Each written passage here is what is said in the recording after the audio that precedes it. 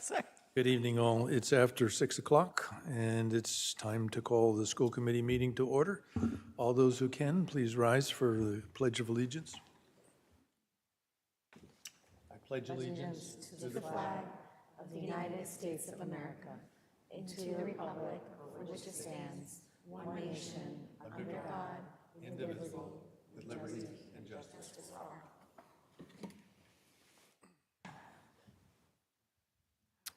So with that, we have an agenda of call to order and a Pledge of Allegiance, approval of minutes, superintendent's report, assistant superintendent and director of finance operation reports, school committee member reports, public hearing for school choice and a vote, a citizen's request, student services program update, which includes a presentation and a co-teaching presentation, wellness department update, and a policy discussion in terms of an existing policy that has some minor modifications based on the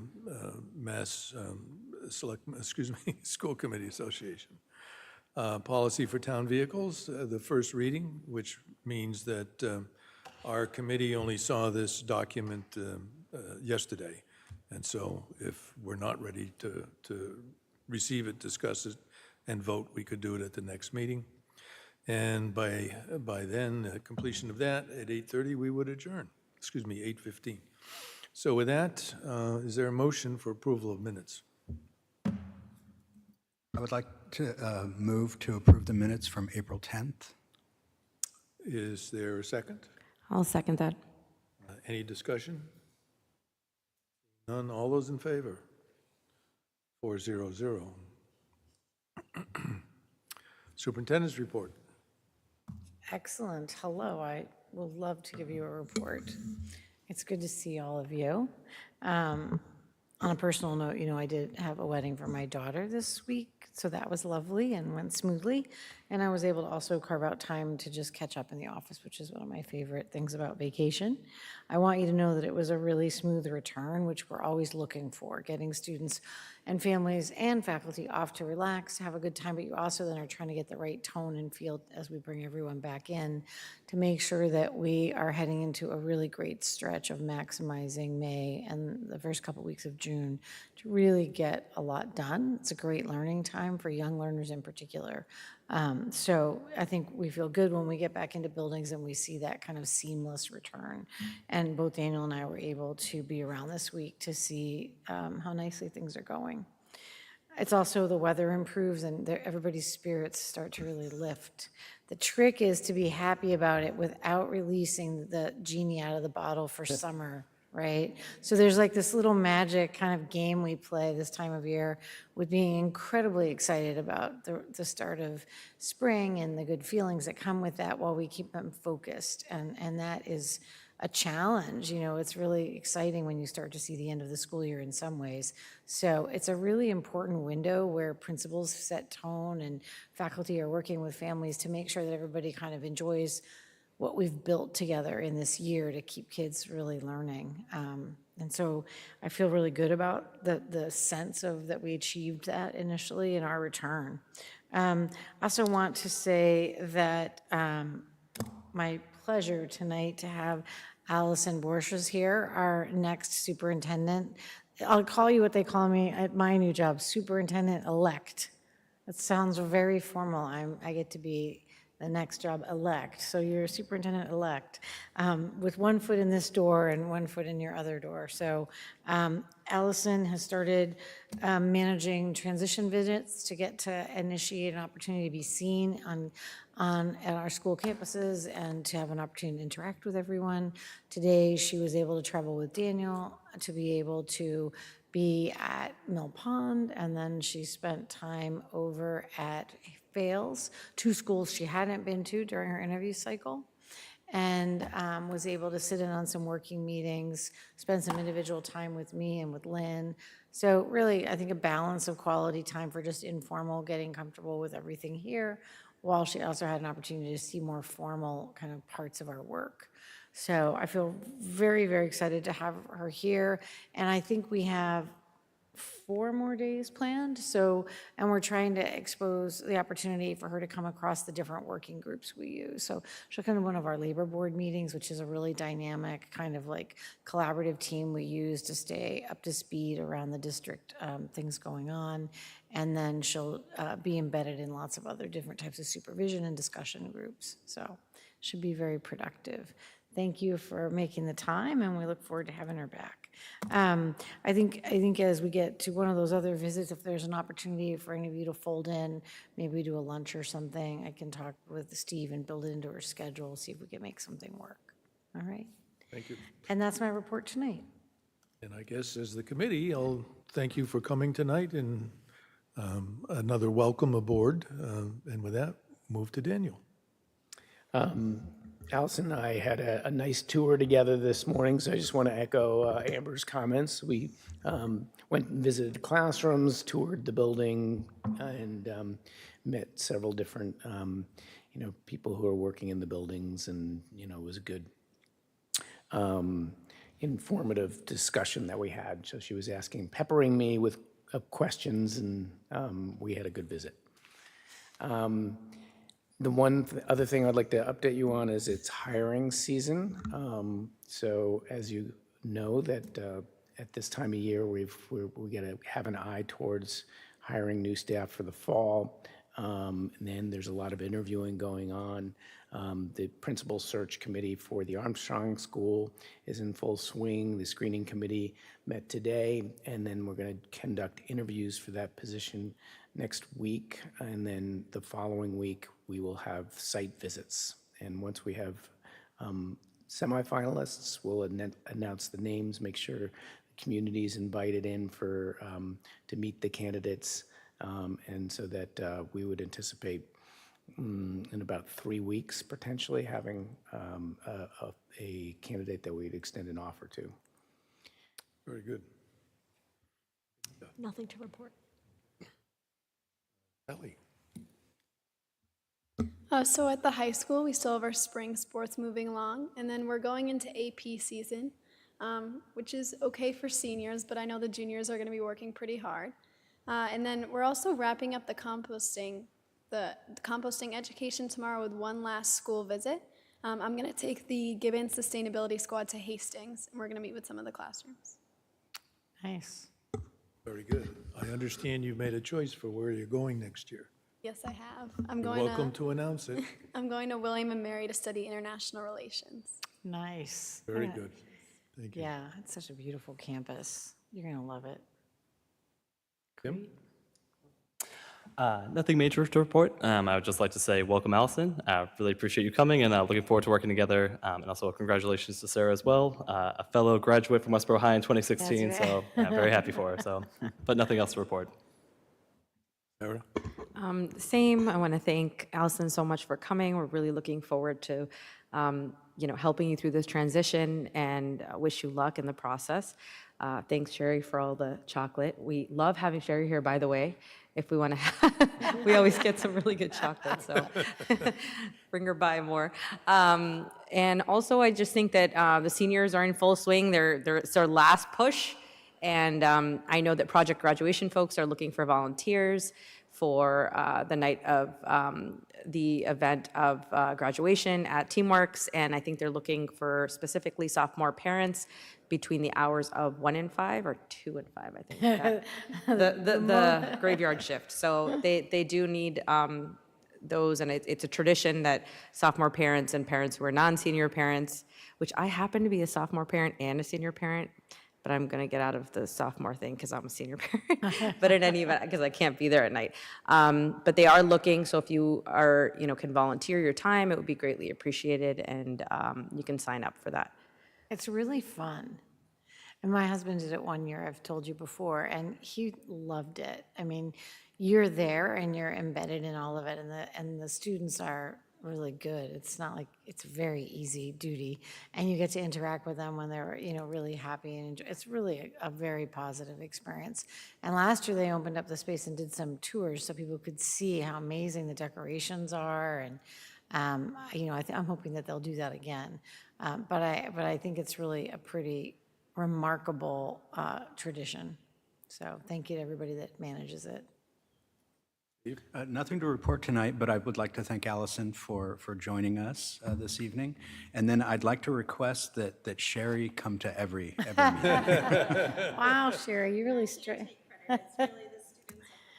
They look so good, though, yeah. Yeah, it's really nice. And again, my welcome to Allison as well. Glad to Our marketing. see you again and be able to begin, at least with the committee anyway, the process of transfer of the flag, as it were, to you as the future superintendent. And I guess with that, my report would be, first of all, respond to what Sarah just said, which is, yes, it's an awful lot of fun. Gretchen and I did that in our day, I guess, when our kids were graduating. And I think parents would really enjoy that effort and see how good the kids in this town really are. So I would also suggest that parents volunteer, and it may be the last time you actually have the ability to spend with your kids when their focus is with you versus what they're going to be doing pretty soon. The second report I guess I'd like to make is that a number of meetings ago, perhaps 2 months, we had some discussions with people before us under citizens' request asking about information associated with the current upkeep of the Phil School. Armstrong. I had suggested that, in fact, we would put it on the school website for everybody to see. And Daniel, maybe you can bring up that screen, please? Sure. I was under the understanding you didn't want it up, so it'll take a second. Yeah, and where it is on the school website under the facilities page. And that page will look like what you're going to see here. It's quite voluminous. The facilities department spent a lot of time putting this together, so that in fact it's as complete as we could make it.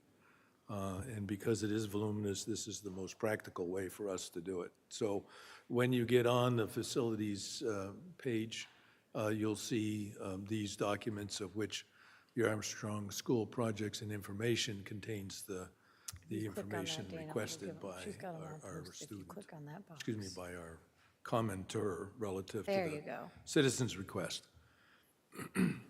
So that's as far as I want to go with this, but it's there, and if we've now fulfilled a promise that the school committee made to the town to be able to put this information out for everybody to see. I think it provided a really nice opportunity for us to kind of illustrate the rotational, regular amounts of checking, updating, maintenance, and care that is part of having 6 large schools. And so this represents the Armstrong rotation of types of care and maintenance that have been done.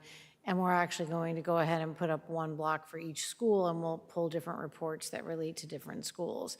So people who are looking for information will have it shared. So thank you to the parent who asked, and for Steve's kind of intense vigilance to pull together a really nice pool of documents working with Kelly. So thank you.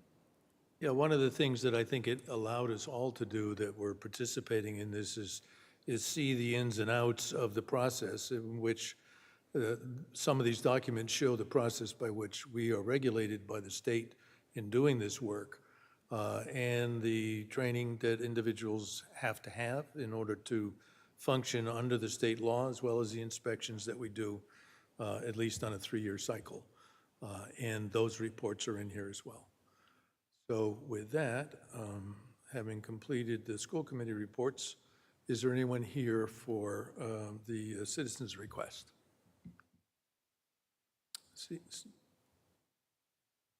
Oh, yes, I have to do the public hearings, school choice first. Let's do that. So let's open the public hearing. Thank you, Steve. So I would say, I'm just looking down, it's early. The posting for, what time is it? We're Well, still. perhaps if we're early, and I think we are, Yeah, we are. I think, Maybe I we was going to should- say, Mr. Chair, I think it would be good that we rotate forward number 9 item perhaps, and you could finish that, and maybe the number 10. And then it would bring us to 6:30 to open up the public hearing. Okay, one of the things, that number 9 is the policy of IHAM and IHAM A and B. What we have is a series of policies that are drafted by the Mass Association of School Committees that help school committees understand the process by which many things that have subject titles give us background and direction in terms of how to handle things. This particular policy notice has to do with the way we conduct ourselves in public hearings. And this change from the IHAM to IHAM A and B are slight upgrades and on details as to how to do it. And so, to the extent that it is a minor change in those policies, I would move that the committee approve the policy noted here. I'll second. Is there any discussion? Seeing none, all those in favor? I have a quick question, actually. Yep. There's one reference here, and I'm trying to find it too, where it says that if there is to be an opt-out, if a child were to opt out, that they may be given another assignment in lieu of the classwork. So I'm trying to understand, I thought, I mean, there would have to be something to substitute that time, right? Well, yeah, and I'm sure that's a discussion with the parent, but specifically, this change has to do with the reverse question that we were asked. In other words, to set the policy so that you have to opt in. That's what this change is about. Okay. But, so my question still stands, though. Yeah. They work with the family to provide what's appropriate based upon the conversation they have with the family, an alternative assignment, one that carries the content through a different methodology, or an alternative assignment where they're covering something that they both decide is workable. Okay. So they just collaborate. The student definitely gets an assignment. They're just not going to go sit in a study hall and do nothing. They are going to get an alternative academic experience. Okay. Okay. I mean, it just, because it says may, Yeah. I would imagine that they have to do something for that, during that period of time when they're not in Yes, class. Yep. We all set then? Ready for a vote? All those in favor? 400. Thank you. Thank you very much. The next one is 10, and then we'll go back to the public hearing. And 10 is a policy for town vehicles. I know you only got it yesterday. I've known about this for probably 3 weeks or so, and so I might be able to answer any questions you have, if you do have any. No? Is there a motion to accept it? I move to accept. Is there a second? I'll second. Okay, discussion? You can, Can I give you an outline of what it says? Yeah, I needed some clarifications, and there are multiple, so maybe you can give me an outline. Yeah, well, first of all, this is a policy established by DOER, and in fact, it's a mandate for the town to do this. The impact of it would be for certain vehicles that are of a given weight, which was in there, I think it was around 8,000 pounds or less, would be required under the Commonwealth's rules and as established by the acceptance of these rules by the town meeting, Board of Selectmen, and town manager. This document brings the school committee into acceptance of that document. Basically, what it says is that under the priorities that are established by DOER, which include specific things that would allow us not to have to follow the policy if those certain circumstances exist, would require the school committee, as well as the rest of the town, to buy energy-efficient electric vehicles. And so, to the extent that we need that, and I think we have 2 vehicles, a small truck and a van, in theory, we would be subject to this criteria for those vehicles unless we have a reason why we can't comply. which is Yeah. possible. And I had a good, to round out, and whatever questions you have, Sarah, happy to answer them. It is a policy being adopted by all the different boards, but there are different structures for exemptions based upon the fact, for example, if we were looking at a certain type of vehicle, like we're considering a van for the borough that would have a lift, for a wheelchair lift, that would give us a range of options that we now currently don't have.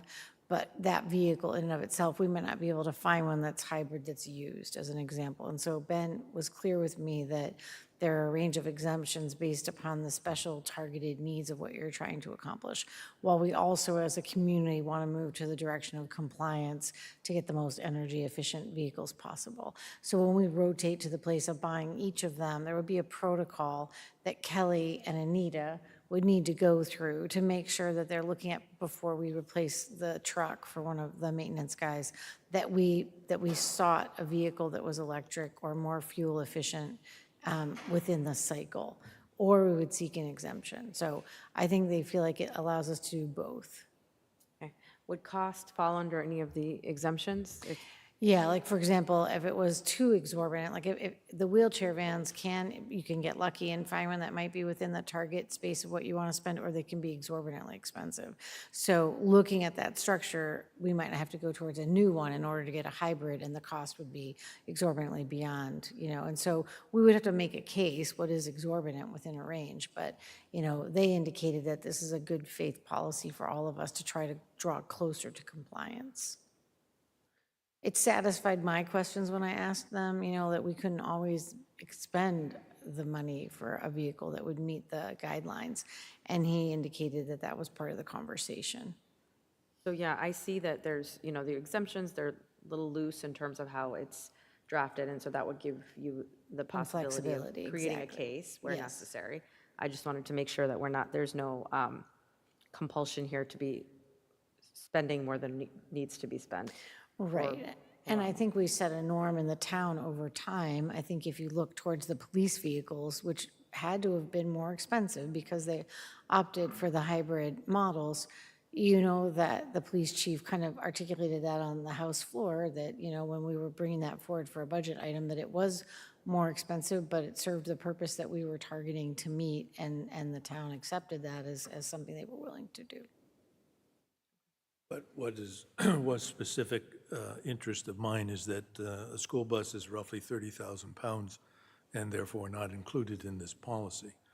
But again, certainly there's an interest to review what's out there for options relative to school buses, which you and I are involved with, and Hallie has, I guess, wishes to participate, I guess, in that. And she and I will start putting together some background information for you. So we can discuss it then as a committee eventually. Sure. So right now, under the school's purview, we've got how many vehicles? Let me That would count. apply. 1, 2, 3. I want to say 3. I would have, don't hold me to it. I know we have 2 trucks and a borough van. And it depends on if you count the 2 Ranger vans, the mid-sized vans that we use to transport. Those seat like 12. So if you count those, 5. I think those are considered extra vehicles. Yeah, So and 5. they would apply based on the 8,000 pounds. Right, exactly. And I think it's a good policy in that it doesn't prohibit you from moving forward to seek an electric one within the model, but doesn't require it. Okay, excellent. Thank you for the clarification. You're welcome. It's a good exercise for me to see, does she know how many vehicles we have? I passed. I didn't know. Okay, so let's see, we can vote on that? All those in favor? Aye? 400, thank you. Thank you. I'll be able to send that to Ben and let him know that you voted the policy and that will be included in those discussions. Thank you. Okay, it's now time for the public hearing on school choice. It is. So I would open the public hearing with a notation that this is an annual practice by which you are to vote if you want to participate in school choice as a school community. It's an annual required vote, and the results are forwarded to the state. So I would say at this time, as you open up a discussion on this, that I would, as superintendent, recommend that we continue to not participate in school choice. Our current town-based enrollment provides plenty of enrollment type balance in our community, such that we're not looking to increase enrollment from other communities. It does, however, leave the policy open for Westborough families who want to seek other communities that do participate in school choice. So it's not a one-way door. So, you know, you can participate one way while not participating the other way. So we do have some students that opt for that choice, but really, really small handful, but it is available. So my recommendation to you would be at this time is to answer any questions you might have as a general discussion if you would like to, but otherwise I would recommend that you vote no to participation in school choice. So with that, the hearing is open. My first comment would be simply that based on discussions and building populations, we really don't have that many spaces, particularly in the younger grades, to provide that. I think school choice originally was created when student population in cities was dropping and they needed some way to fill their schools or abandon the schools. That certainly is not the case here, and so I would move that we do not exercise school choice in Westborough other than the way it exists right now. I'll second that. Is there discussion? Seeing none, all those in favor? Aye, so we're in effect opting out, not participating in school choice. All right, I will have Lynn send the results of your vote forward.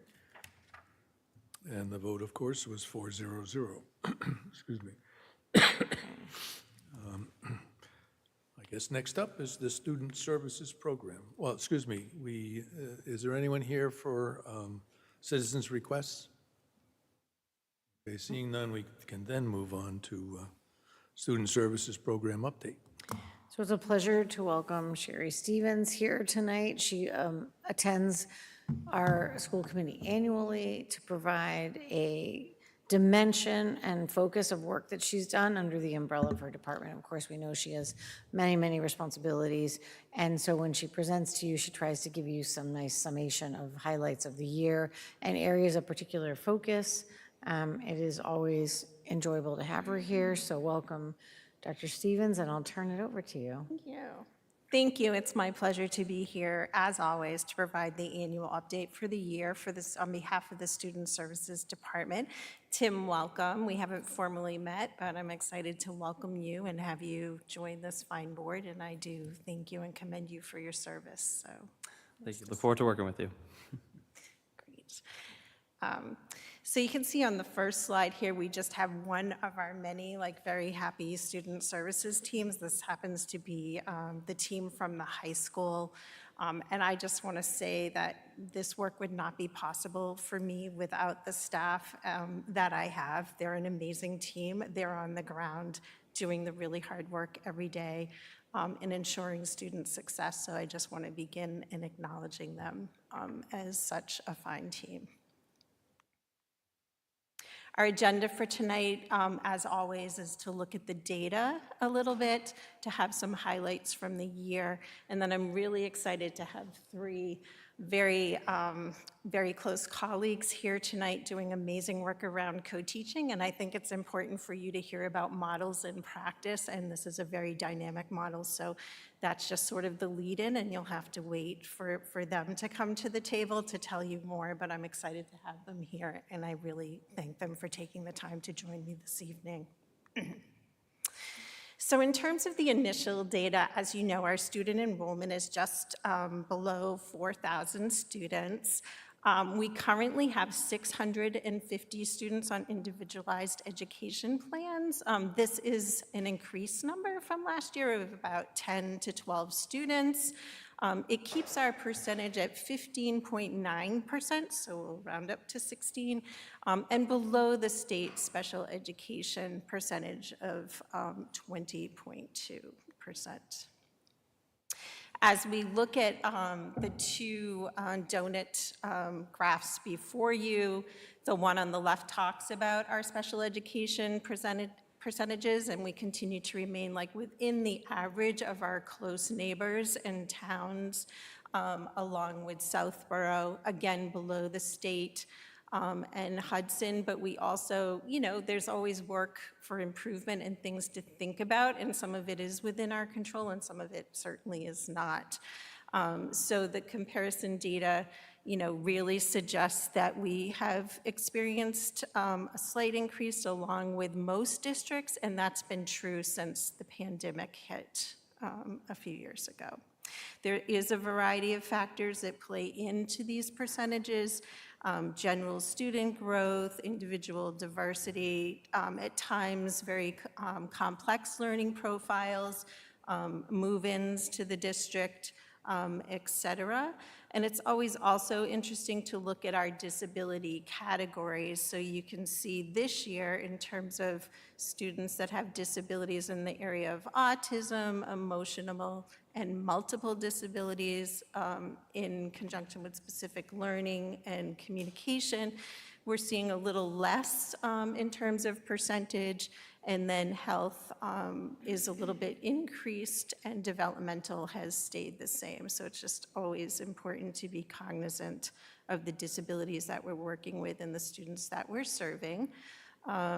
We continue to deepen our work every year through the multi-tiered support model in a variety, using a variety of interventions and supports to really ensure student progress and make sure that we are doing our job to minimize unnecessary referrals to special education, at the same time taking a look at the data that informs where we need to provide interventions.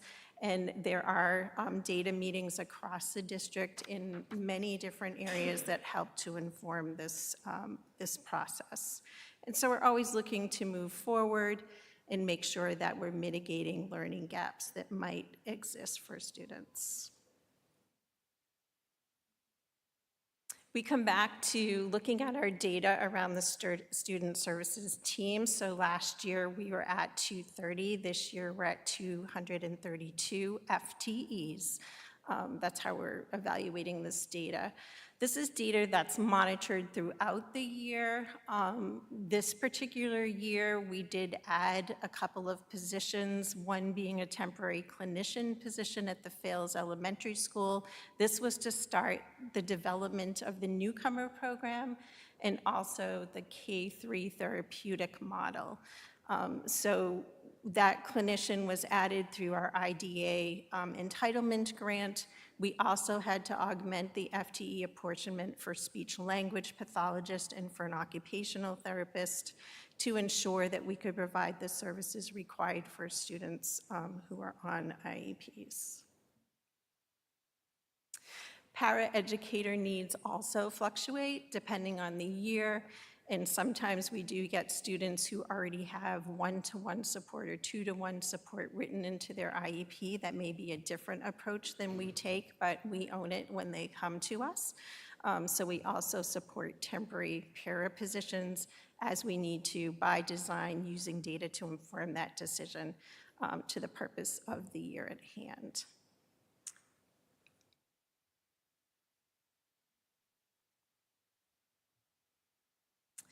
So next, we're going to move to a bit of a discussion about our out-of-district numbers and students and transportation and homelessness. I just want to give a shout out to Karen Bunton, who really manages these two very important components of the Student Services Department.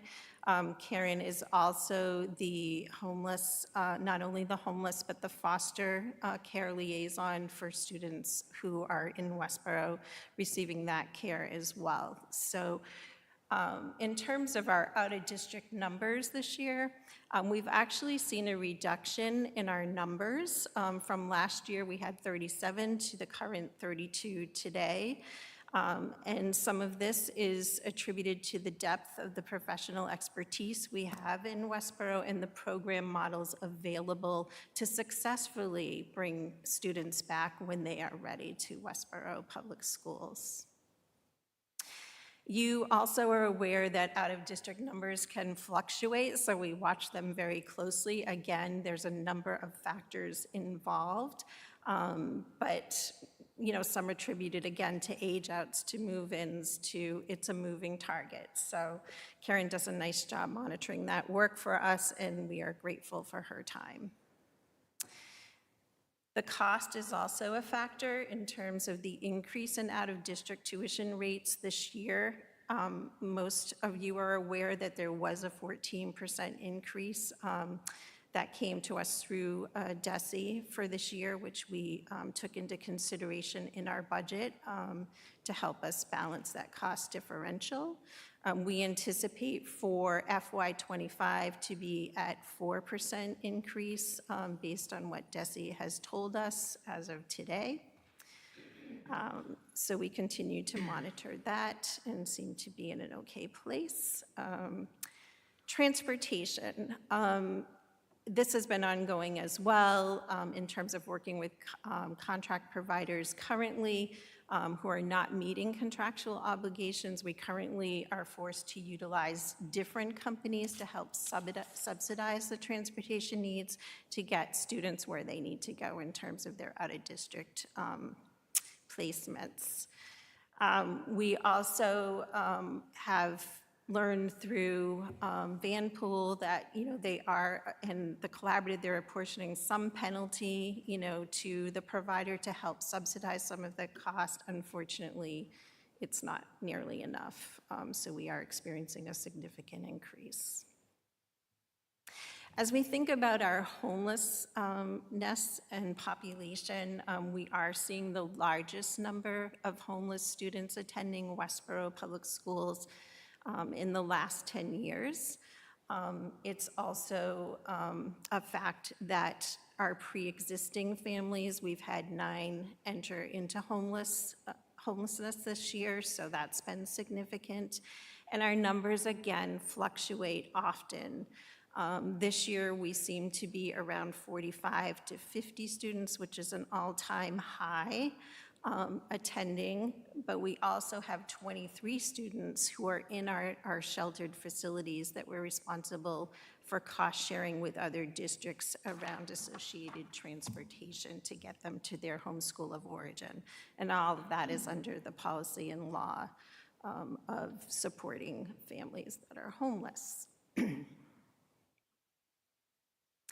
This also has resulted in high mobility, so again, it's a moving target, and Karen works really hard to follow families, to work with school teams, and to make sure they feel supported and have the resources that they need to feel secure and to feel successful here in Westborough.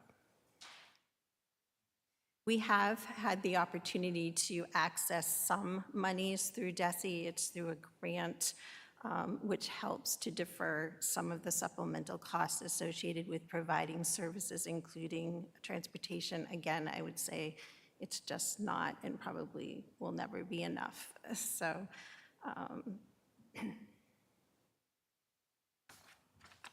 in terms of our highlights for this year, as you know, the Borough program is thriving, and the gifts brought to you, the Life is Sweet gift this evening is now sort of Fudge is their identity, and it's so nice to have the student identity associated with a product for the Borough, and it has been one of our best sellers. I do want to highlight that 2 of our students also designed the tag in graphic and in print for you that's attached to the gift, and I was able to visit with them when I went to the Borough to pick up your gifts this afternoon, and they were just so radiant and so incredibly talented in terms of what they've produced. So I just want to, again, give a shout out I to love them. the tag. Isn't that amazing? When I read it, partner, I was like, new tags, new tags, we have new tags. I know. We should send them a note, because I think we can save on marketing costs. Yeah. Like, we are onto something here, so. I love anyway. it, yeah. The next piece this year, that was a lot of work for Daniel and for me in terms of the DESE tiered focus monitoring visit. was focused on civil rights and special education, and that was really 100% compliance in terms of the results with the state. So while a lot of front-loading of work, and this particular cycle focused around policy and protocols and that type of work, which I actually felt good that I could keep that work away from professionals on the ground and just sort of handle it. But that is a celebration, and that report is available on the Student Services webpage for review. The other big piece of work for this year, and particularly most of it has rested thus far with my Student Services coordinators, is on DESE's new IEP form improvement project. So we've been kind of on the ground since August following DESE's professional development, developing a writing guide to inform our teams about our approach.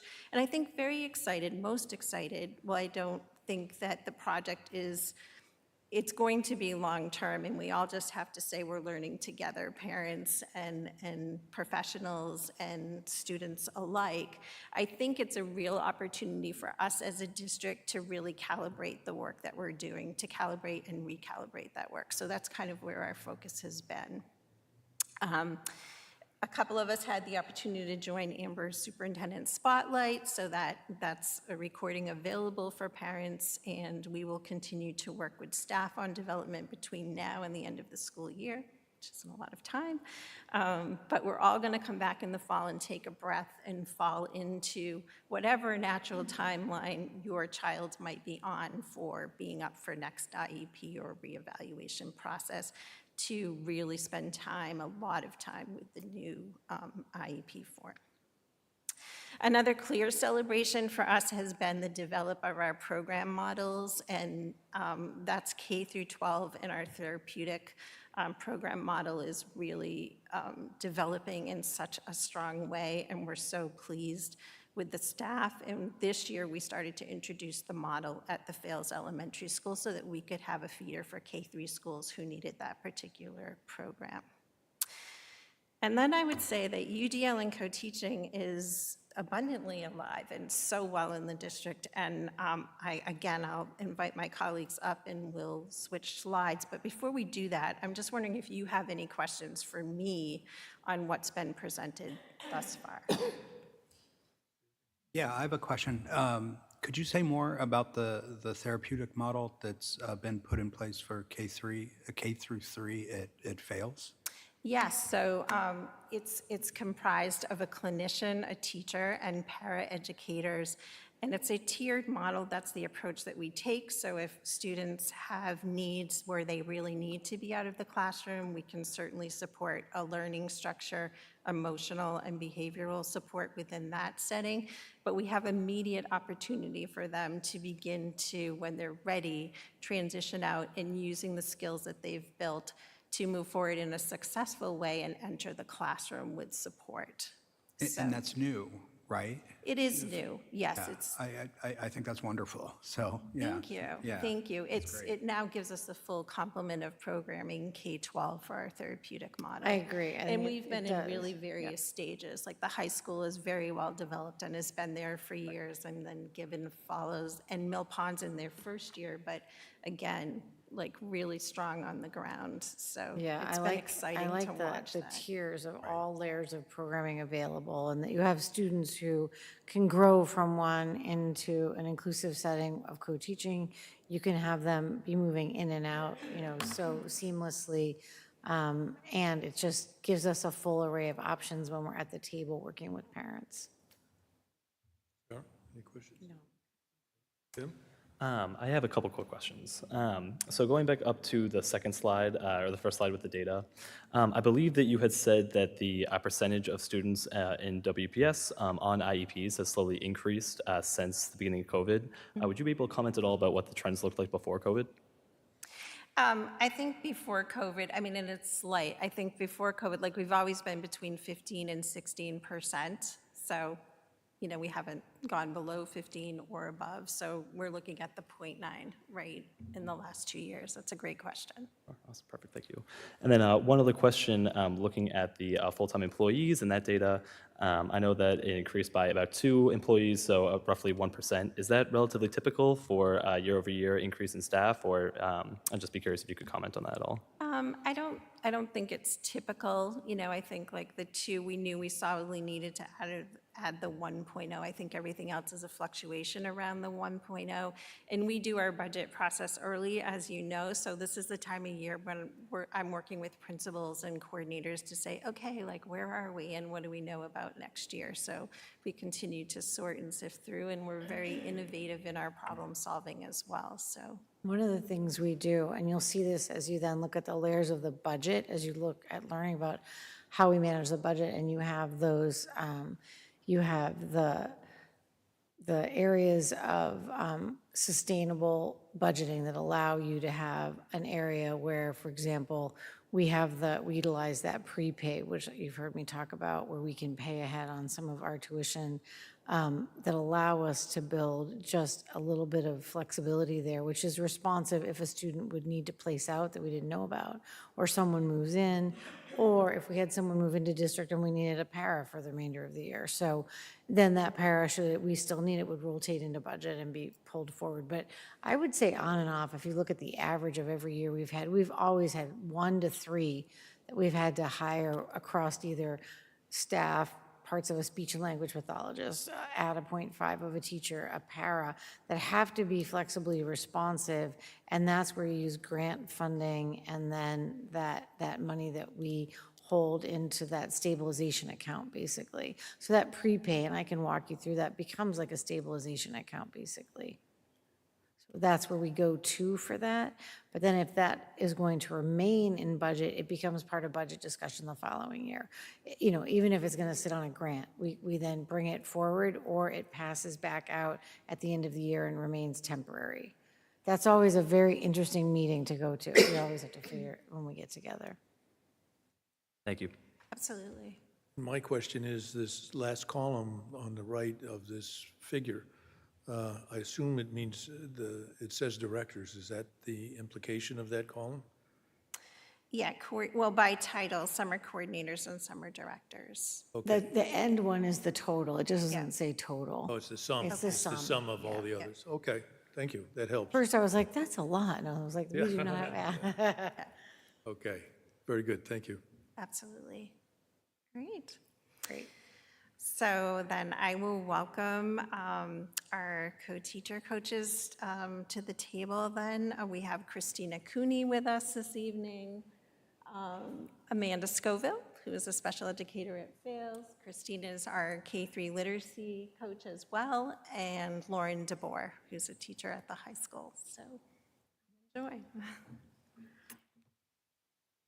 I think it's really the importance when we're able to bring program summaries before you annually. It gives you the depth of knowing answers to questions when you're meeting with your constituencies, and you get more and more data to be fluid in kind of answering questions, both about budgeting, because they're interactive. And so it's nice when you can learn over time the changes to program enhancements. And I appreciate, Steve Batchelor, your remembrance that, we had that. We hadn't had a K-3 yet. So, yeah.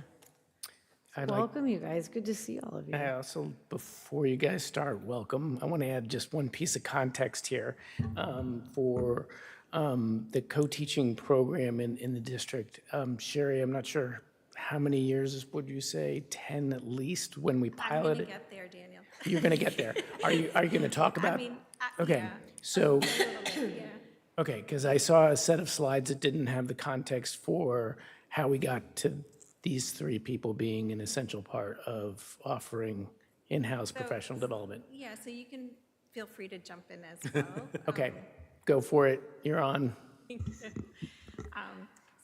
with any large-scale project and being new, coming to this, to Westborough 12 years ago, I had already worked in other districts where co-teaching existed and saw the value of it, particularly in towns that were demographically very different and had very diverse learners. So the first piece that we did here was really an assessment phase in the establishment and thinking about what is our core belief.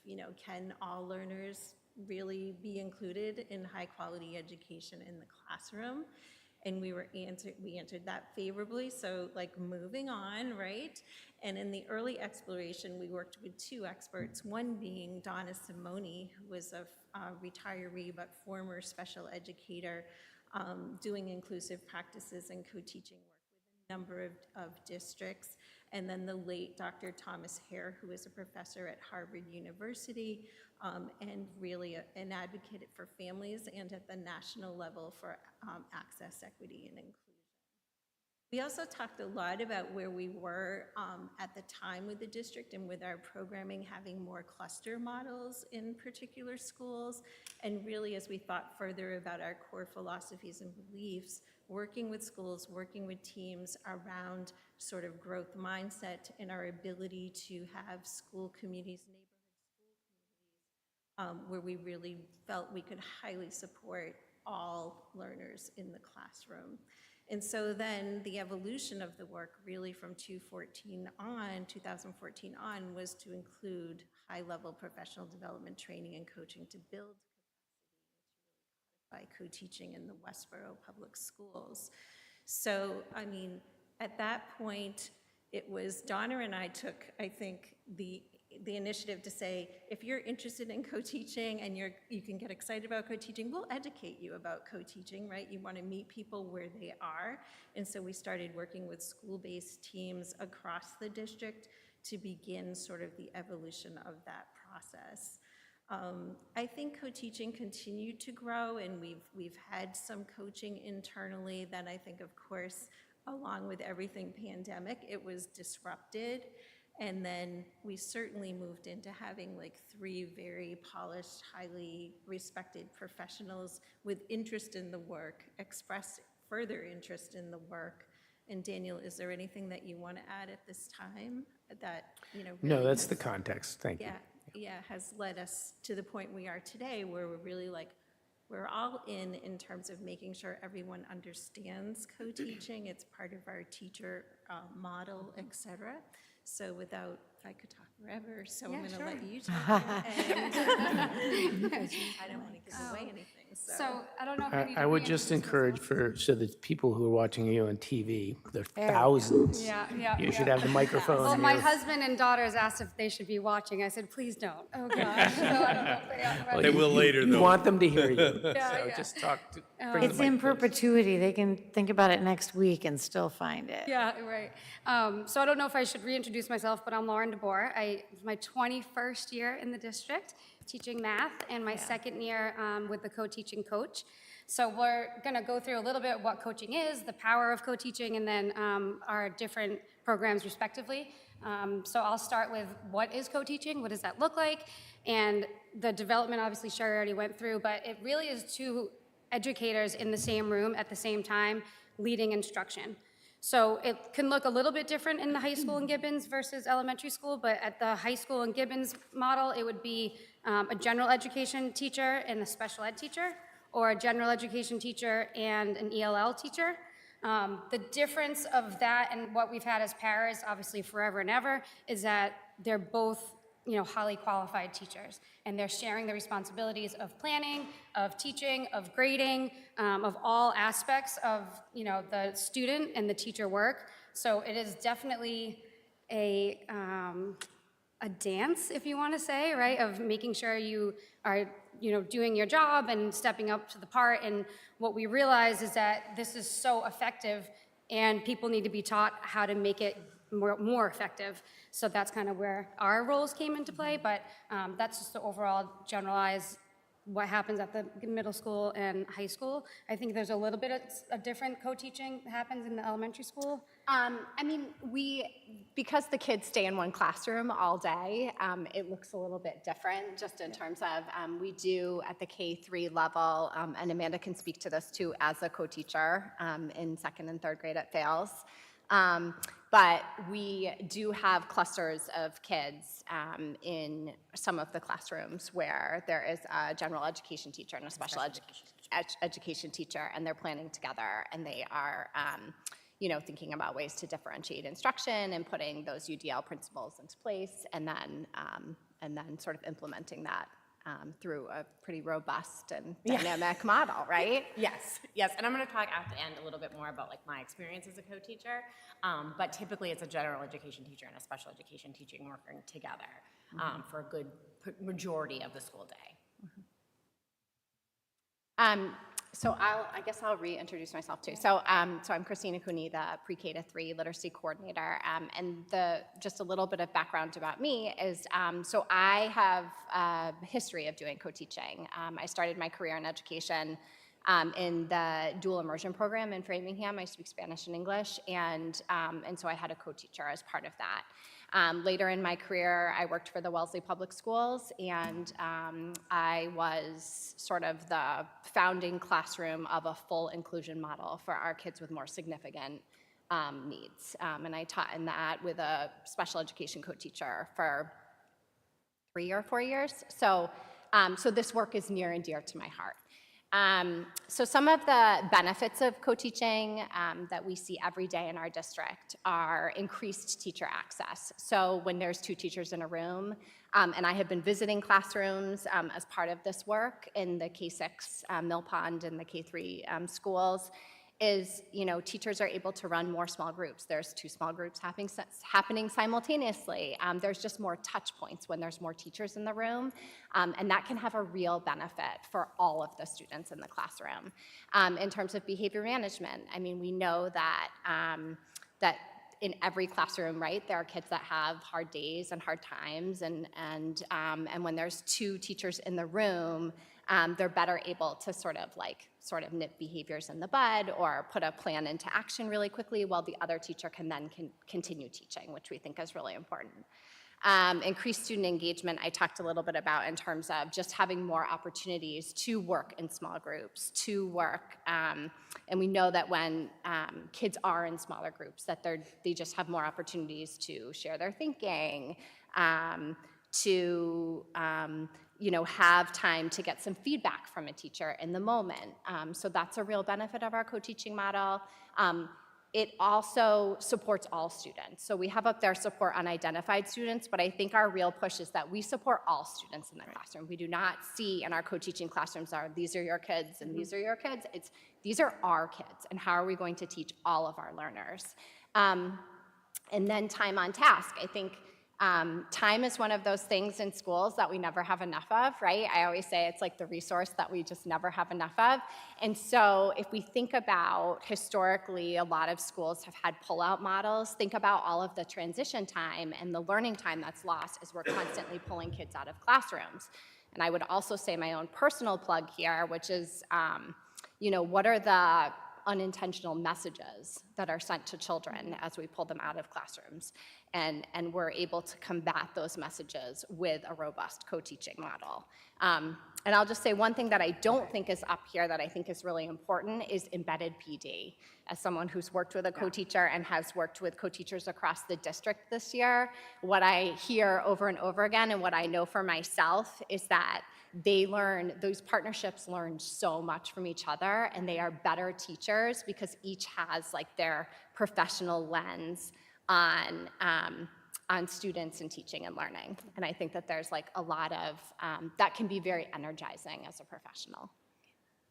And having that opportunity, so when you are in a situation where you're co-planning with someone outside of the classroom, like consulting or planning together a unit, and then you both go off your separate ways and work.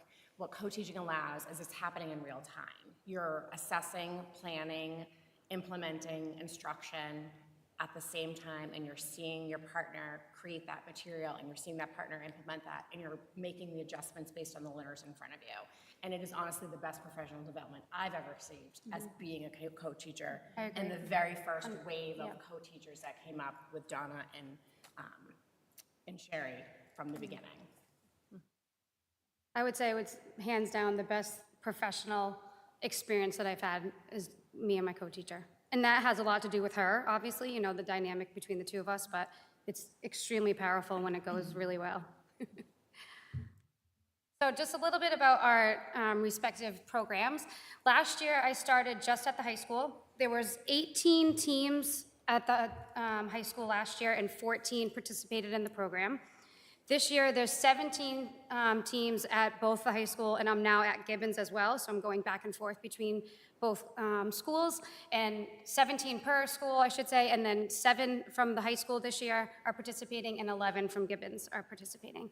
So there's 2 aspects to my program, one of which is observations. I observe the co-teaching team, and then we have a consultation afterwards, and that can be in, by itself or in addition to professional development days. So I've had 4 professional development days, my last one being tomorrow, which I'm excited about. And there's 32 teachers in total at the professional development days that we've had. So with the observations and consultations, it's awesome because it's non-evaluative, which is pretty rare, that somebody would be in our rooms just saying like, oh, did you try this? Oh, that was awesome. Or, what do you think you could do a little bit differently? Or was that effective with this group? Or, back and forth. And the other really powerful model that we've been doing is videotaping themselves teaching and then watching the videotape back. So I actually did this in my master's program, and it's just, you see things that maybe is happening, but then watching it on TV or on your video is very powerful. So as scary as it can be, a lot of people have had great feedback with that. And that only happens once a year. And then, as I said, 4 days for the professional development. We start, of course, at the beginning of the year just going through the different types of co-teaching models, because it obviously can look different, especially at the high school and middle school level, depending on how comfortable the special ed or ELL teacher feels with the content.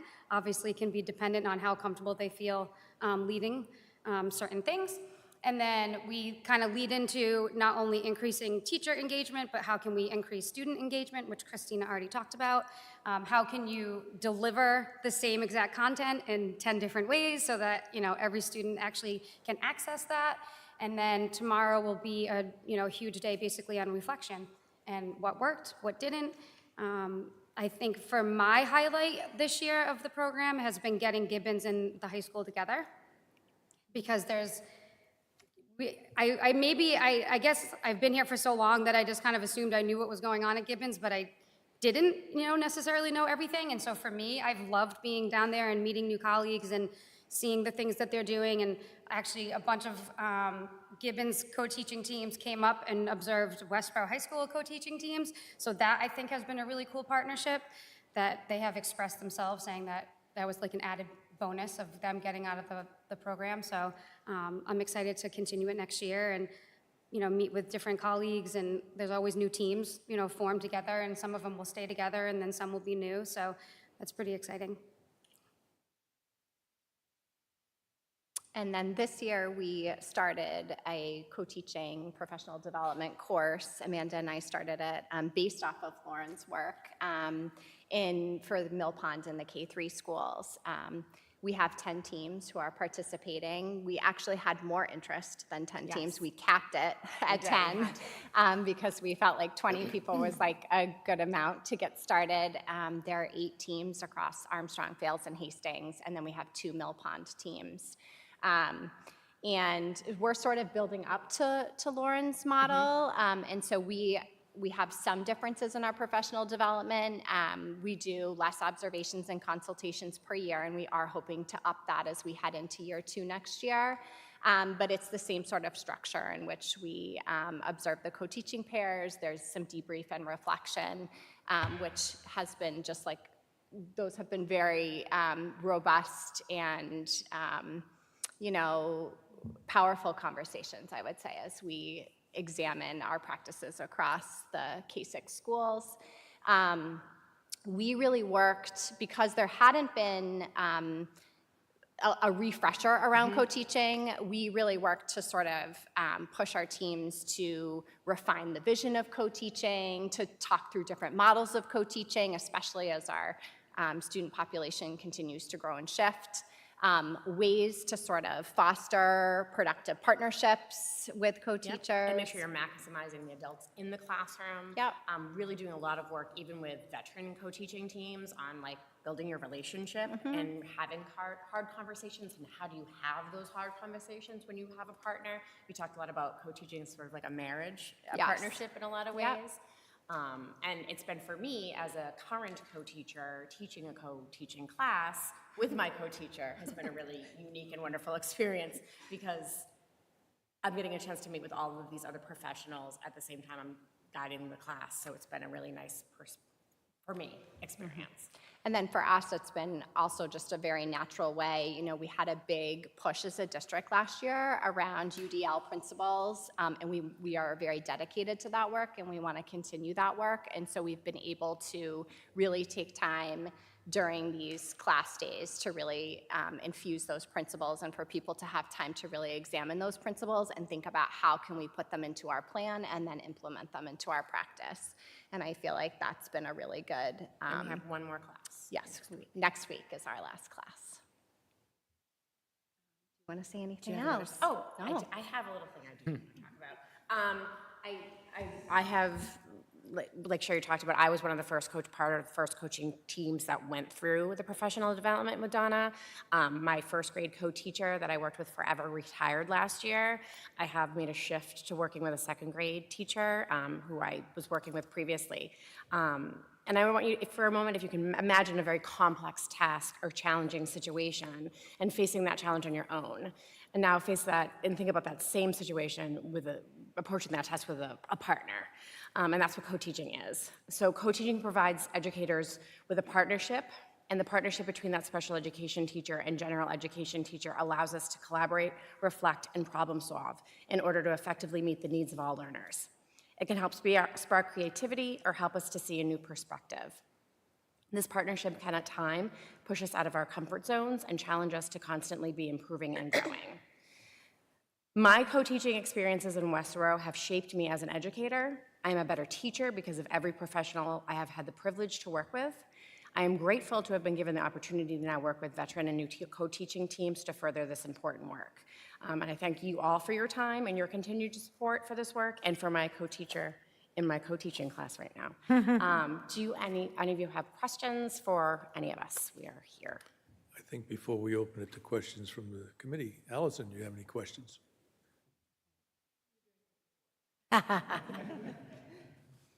Very good. Anybody? Steve? Yeah, I have a question. First, I'd like to thank you for the work that you do. Both of my kids have benefited tremendously from the co-teaching model. So I've been able to see firsthand its power. I do have one question, a minor question. So do all of the co-teaching teams go through this professional development model? So right now at the K-6 level, it's optional. But there was a lot of interest, which is why we are looking to run the course again. Okay, so it's not necessarily a requirement. Not at this time. Okay, thank you. Yeah, same with 7 through 12, it's optional. Sarah? No, I'm good right now. Tim? Sure, yeah, just one quick question. I also would like to start off by saying it's good to see you, Mrs. to see DeBoer. you too. I don't think I ever had you personally, but I know I had your husband in 9th grade for history, so yeah, but awesome. And one question, maybe another quick one after, but I would just be curious, and this could really go to anybody, what you see as like the vision, in your own personal opinion, of co-teaching and how you see it, let's say, in 10 years in the future, like what its role would be in the Westborough Public School systems.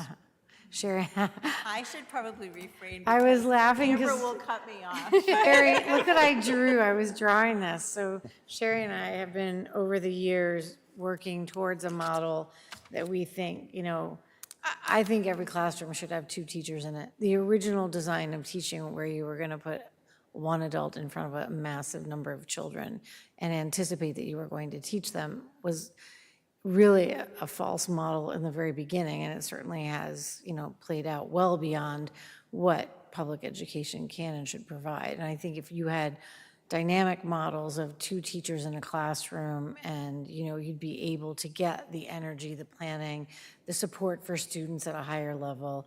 And then we've often played with the numbers where we've kind of pulled back all the staffing, then seen if we can do a pod model where you'd have 2 classrooms and a sped teacher and 1 para, and you work. It's what we have at the preschool. If you go to the preschool, that model is created, and you see the seamlessness of how they can provide service deliveries to students and to stretch learners and to just create a synergy of connection that makes teaching joyful. And we talk a lot about joy, but teaching is incredibly hard and exhausting.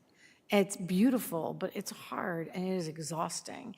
And you spend all day on your feet thinking about all those students, and intellectually, it's incredibly draining on a daily basis. So when you bring in a partner, you create a trading energy of like, I got 2% of energy, can you carry 8 for a minute? And you get that synergy of support that I think balances out teaching for you. So it helps both faculty and it helps students on a very high level. If somebody needs to go work at a small table and have a repeat of a lesson, you seamlessly have someone who can shift over and do that. It is really where public education should be. At the exorbitancy of the cost, you have to keep looking at the development of the model over time. We will get there. I won't get to do it with you, but I want to leave my notes. I was just saying to her, this was Sherry in our vision, make sure you do this. So, I'll give it to Allison, she can carry the torch. So, you see the joy in the work when you have a partner. Yeah, sure. And if I could just ask one quick follow-up as well. I appreciate the presentation. This was not something that I was very aware of before, and I think I can definitely understand a lot of the benefits that would be there. I would just be curious if there's any conversation around the potential challenges in terms of resources. I think that it would be amazing to have 2 teachers in every classroom, but I know how big of a part of the budget staffing is. So just if there's any conversation around how to try to balance that out. You're gonna make me take it. You can Before you answer, keep in mind that he can take this to the legislature. I'd interject here that, we used to be the special education staff and our ELL staff were operating outside of the general ed classroom. And so we've just reallocated existing resources. And it's not to say that, we wouldn't take more if we could have it, but the philosophy here is full inclusion. And so rather than having, it used to be students who needed services pulled out and taught in separate environments, we have push-in models. So it's not as if we've added a whole, boatload of new staff to be able to push in. It's just how we've managed our current. Yeah, I would agree. Look how much we've grown. What's so funny is I knew we were at a tipping point of the design of the model when Sherry and Daniel's work kept bumping into each other because the classroom became the center of the space where all things were happening.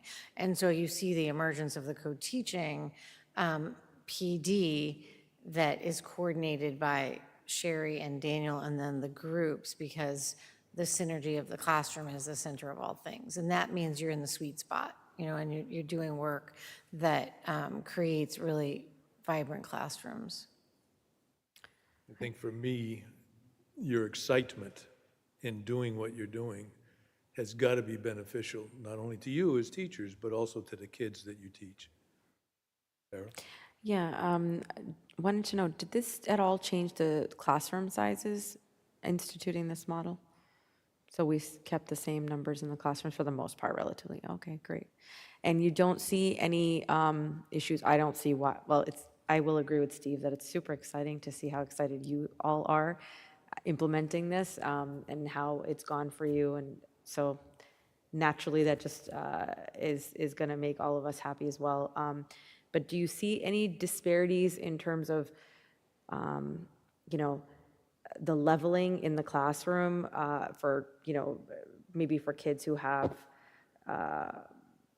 who are ahead, or, how do you manage that piece of it? So I think Christina sort of mentioned this in the idea that you're reaching all students. So it actually allows for more enrichment at the same time. I'm not limited to because I, as a special educator, am responsible for a certain number of students in the room because we have an educational program for them.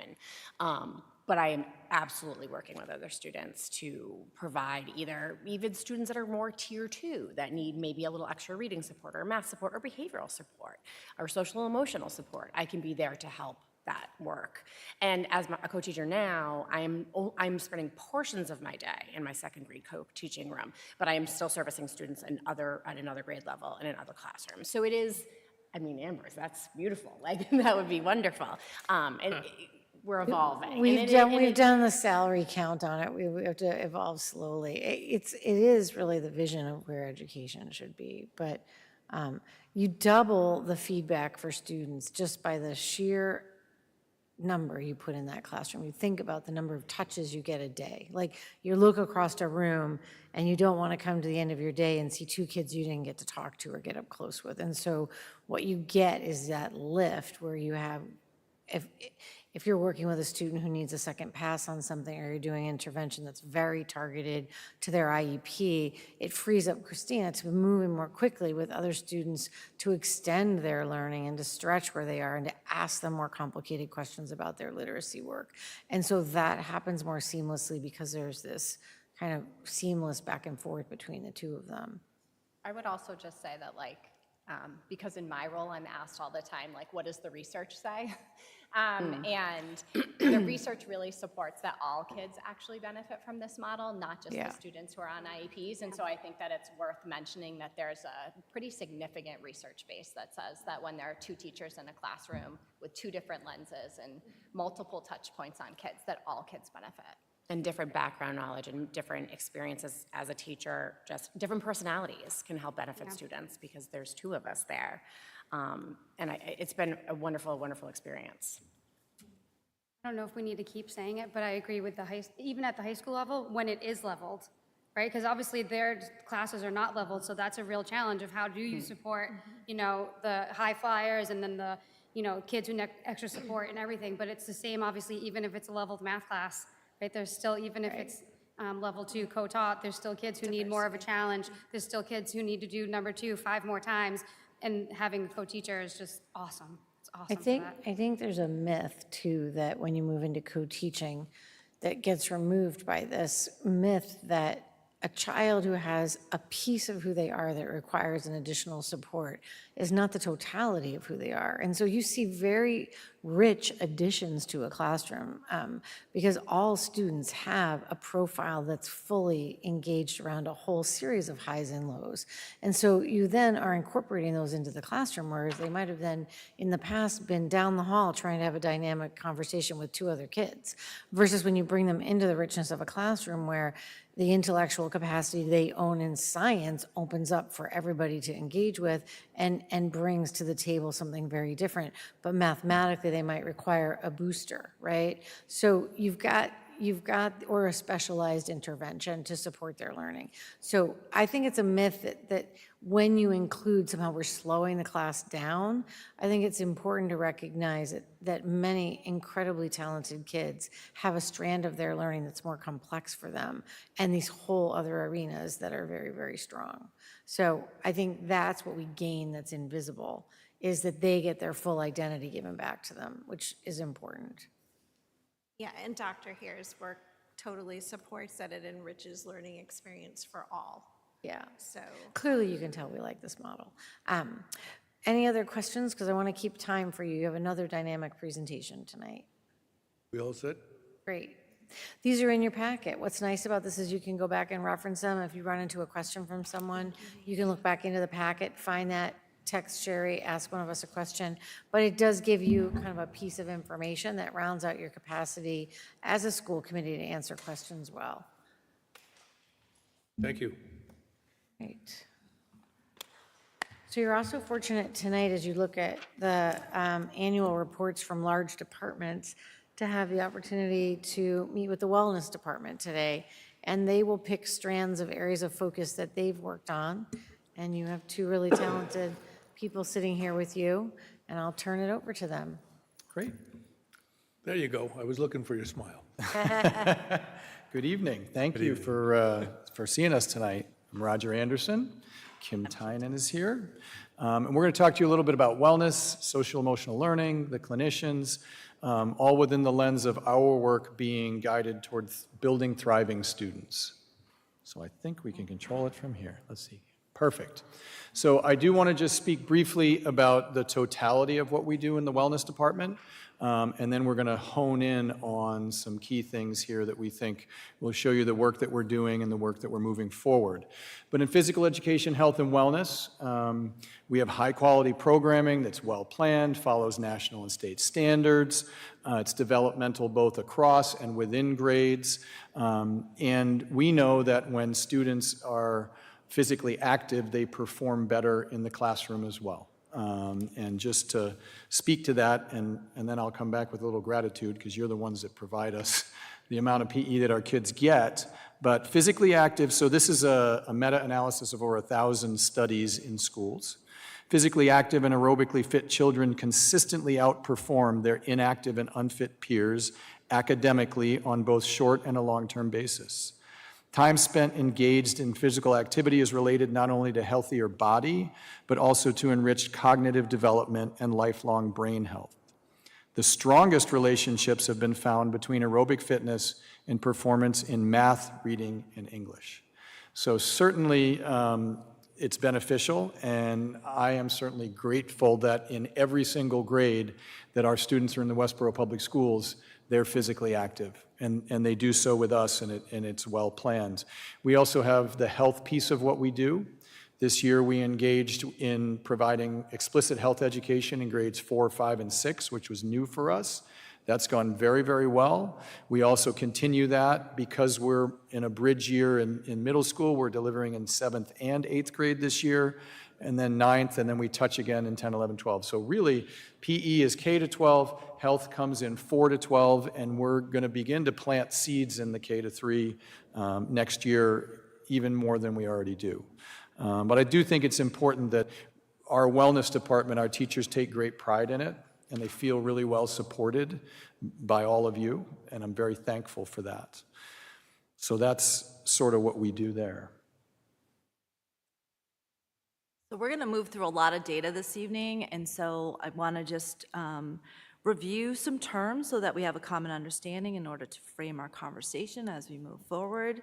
We've talked about the tiers a little bit before, but just as a reminder, also our last presenters all talked about the tiers as well. Effective schools utilize multi-tiered systems of support to ensure that each student's individual needs are met.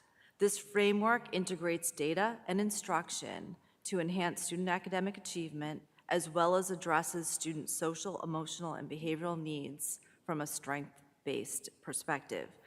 In this proactive and preventative framework endorsed by the Massachusetts Department of Elementary and Secondary Education, we expect students' needs and levels of required supports to break down generally into these 3 tiers.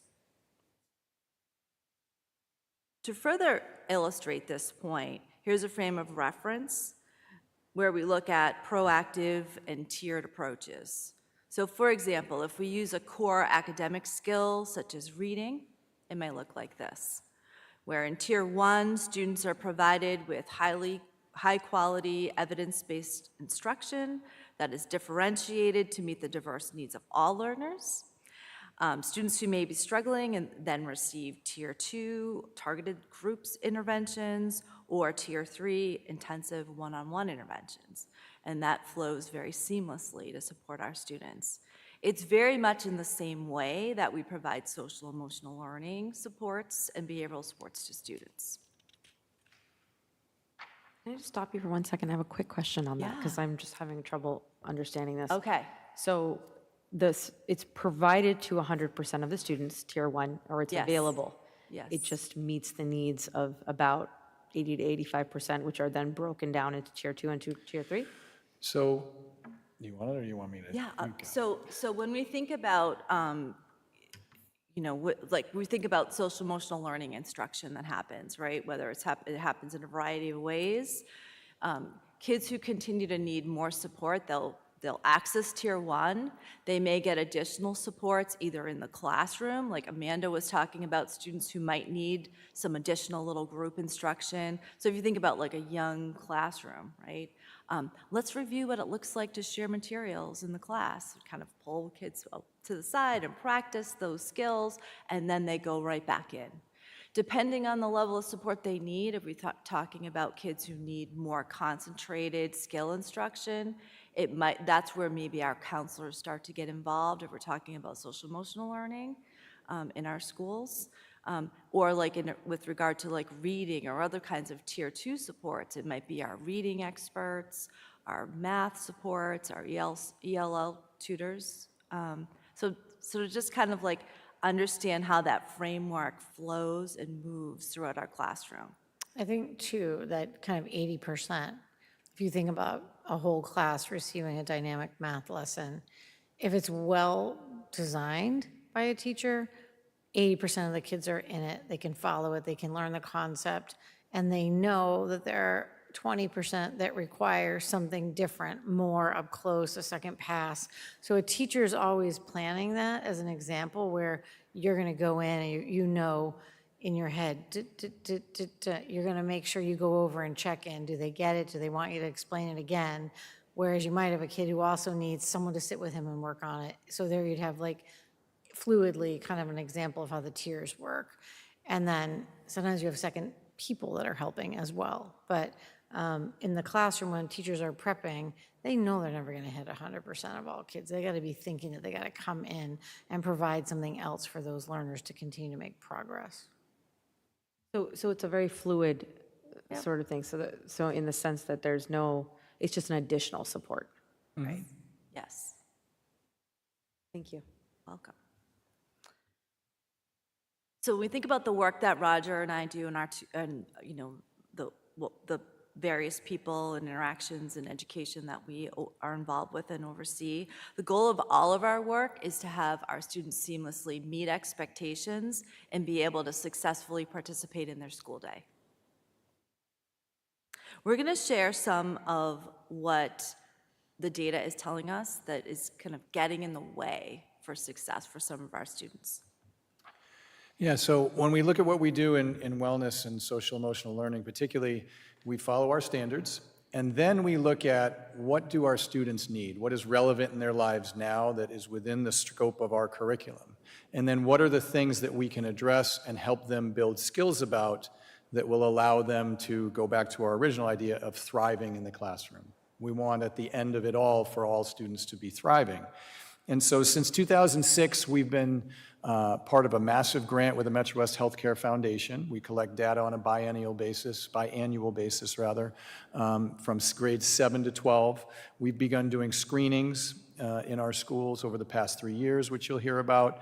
And we collect a lot of data in other ways. We collect data with our student behaviors through discipline. We collect data anecdotally directly from the students. We collect data from our administrators talking about what are the things that are keeping kids from being successful. We talk to the teachers. And so we have a lot of information there, and that helps us develop data-driven strategies to address these pieces. And so we'll share with you a little bit about what that looks like in these categories. And in the graphs that we're going to share with you, when we talk about the Metro West region, it's about 30 communities, a lot like us, some, you know, a little different than us in certain ways, but when we look at our data compared to the region is about 40,000 data points. And for us, it's 1,000 at the high school and about 600 at the middle school. Okay, thanks, Roger. So we're going to start to kind of go through some of this data.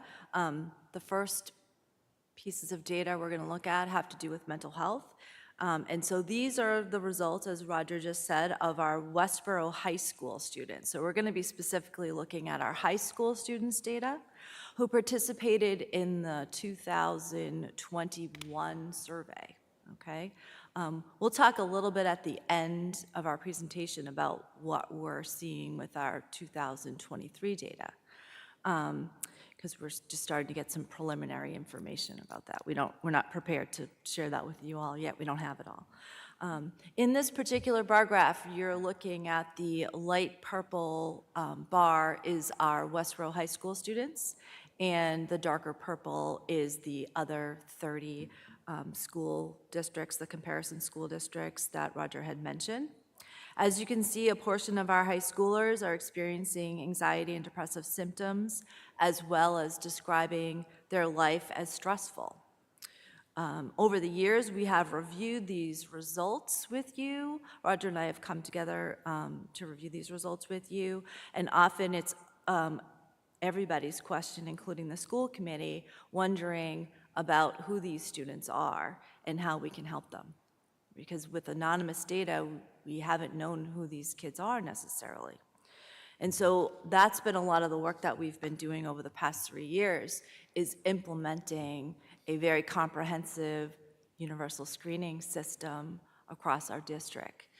So as I mentioned earlier, in this multi-tiered system of support model, consistent with our academic model, there are 4 fundamental components, which include screening, progress monitoring, a multi-leveled preventative system, and database decision-making. We began annually screening our students, and then with these data, we're able to identify students who may be struggling and provide them with additional evidence-based skill instruction if their families and the students are interested in participating. These data support that our Tier 1 learning is strong in our schools, and that what we have in place for students is providing the majority of our students the skills that they need. Tier 1 includes our wellness and physical education curriculum, our social emotional learning curriculum, and the many school initiatives that support our students' mental and physical well-being. As you can see, the great majority of our students are in the normative range. We're going to share more about some of the things that keep our middle school and high school students from being at their best. Specifically, we're going to focus in on stress, substance abuse, lack of sleep, and social media. So when we look at our students and when we think about what we teach, in social emotional learning and health and wellness particularly, we're very skill-based. We're interested in their decision-making. We're interested in their advocacy for others, their own self-management, their ability to analyze the influences on their life, their ability to set goals for themselves. And we know that students who can more effectively manage what's going on in their life are less impacted by stress and can navigate their way through it better. And if you look at our kids here, again, our kids are the lighter color on the left side of the graph, there's lots of issues that they have stress about. School is certainly at the center of their mind, as it should be. That's their vocation for the first 13 years or for the 13 years that they're with us. Interestingly, there's some pieces where we're a little bit higher than the Metro West average, some a little bit lower. But one of the things that I think, both as a teacher and a coach and someone who's been in education for a long time, is it's very healthy for kids to face struggles and to deal with some stress. We don't want them to go through their 13 years with us without ever having stumbled and having to learn how to pick themselves back up. And so having them do that while being well supported and learning the skills they need to navigate it is really our goal. And that's why we want to move them forward with this. When we look at substance use, we feel very, very positive about the fact that the vast majority of our students are not engaging in substance use. This is current use over the past 30 days. So if you had cigarettes, vaping, alcohol, marijuana, we're lower than the Metro West average on every single one of those categories, which we feel very good about. And while, for example, we're very pleased that 90% of our students are not vaping, we do recognize that for the 10% that are, it can have a really significant impact on their life and on their educational experience. And so, again, developing the skills, getting them the support, and we're not alone in this. This has to be, families, community, and the schools working all together sort of in a triangle to make sure that the students are getting what they need to be able to address this. We know because of our screening data, a number of the students who fall into these categories are getting some support either at school or outside of school around this. Roger, just to clarify, we're looking at high school students here? This is high school students from 2021. 1,044 of our students took the survey. So each number, each percent is about 10 students if you want to do the math. Another hot topic is sleep. We know that for the adolescent brain and even younger, sleep is really important. There's lots of research on that. And you'll see that over there on the left, 32% of our students, about 1 in 3, get 8 or more hours of sleep a night. That's not enough in my opinion. However, and I'm a little bit surprised at the data, we're in a little better shape than the Metro West average. What are the reasons why students aren't getting sleep? They have a lot going on in their lives. The social media piece, which I'm going to talk about next, certainly has an impact on that. Time spent on homework and extracurricular activities. But again, if we fall back to the skills, they've got to be able to make decisions, and they need to be supported to do so by our staff in the schools. They need to be supported at home, and there needs to be positive community messaging around it. And I think there's a lot of things that we can do to help. Anecdotally, when we in our wellness classes rather unscientifically just ask how many students have your phone in your bedroom at night, it's about 85%. And I'm not in favor of that. And I think, again, this is a place where we educate kids. What are ways that you can not have it? And they say, well, it's my only alarm. It's how I wake up. Well, Walmart just down the road sells a really nice alarm clock for like $10. And, we've had physicians in to talk to our community and talk to us, and that's a suggestion that they make. Having good nighttime routines and having a place that's not in the bedroom to just put the phone away. We know that in the hour before bedtime, if we're looking at the phone, it's keeping our brain awake and sending signals that we need to pay attention. So we do a lot of work on that, and we need to be collaborative about it to the best interest of our students. We also have a lot of data around screens, and this is a big topic lately. A number of books have been written recently, a lot of scholarly articles. But if you look on here, over to the right, all the way, almost 60% of our kids spend 3 or more hours on screen time that is not for school or homework. That's a significant portion of their waking day when they're not with us. And so education, that's a content piece of education. And we need to recognize, too, that the people who are making the things that they're looking at on the screen are making billions and billions of dollars sort of at our kids' expense. It's a lot like the tobacco companies were, where they are designed to draw our kids in, designed to keep our kids in, and the adolescent brain is particularly susceptible to wanting to belong and wanting to feel connected. And we know that kids now, if they look at their social media, they have, I don't know how many friends they may have or contacts, but that can be described as about 5 miles wide and 1 inch deep. And not like we're sitting here talking to you, engaging eye to eye, face to face. It's a touch, a touch, a touch, without the kind of depth of engagement that we hope our kids have to build deep and long-lasting relationships. So that's sort of a lot of the things that we're working on that we know get in the way of a kid accessing school. If they're not getting sleep, it's hard to be engaged in the classroom. And so the social media piece has both some positives and some negatives. We talked a little bit about some of the negatives, but our kids do feel more connected. At times, they can find a peer group that they can relate to. They can learn some information. Sometimes, a portion of them get support during challenging times. But we know there's a lot behind that, and not necessarily the majority of it is positive. So some of the negative, experiences that kids are having is that they feel a lot of pressure regarding posting.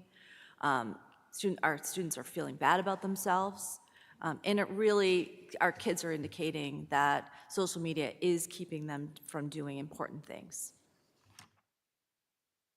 Furthermore, more information around, again, there's some positives.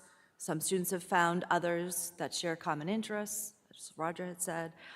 There's a lot of information out there, so if there's issues that are of interest to you, you can access that information, and that is a positive. And negatives include more than half of our high schoolers report that they're spending too much time on social media, so they're recognizing this, that it's hurt their relationships, and that they have conflicts with their families about it. We've been sharing a lot of data so far this evening around our high school students. We want to share some of our middle school data. And actually, the data that we're about to share with you is data that's been collected, so it's very recent, 2024 data, just to finished up our last data points just a week ago. And this work was done in collaboration between one of our 8th grade counselors at the middle school, along with one of Roger's 8th grade wellness teachers who have been teaching a social media unit together, and they gathered some data from the students. So we have students reporting, this is anonymous data, and that they reported the amount of time that they're spending on social media. So you're looking at a pie chart, so we've switched from bars to pies. And you see, a large portion of our students, 44.3% of our 8th graders, reporting that they're on social media for 3 to 4 times a day, and 15.6%, 5+ times per day. There has been a lot of really good information coming out. I don't know that it's getting nearly enough press. I'd like more billboards in Westborough around social media. So the US Surgeon General came out with a report last year with a lot of good, helpful information. And in one piece of that research, there was a longitudinal study of teens between the ages of 12 and 14, about 6,500 students, which Roger alluded to this research earlier. This research found that adolescents who spent more than 3 hours per day on social media faced double the risk of experiencing poor mental health outcomes.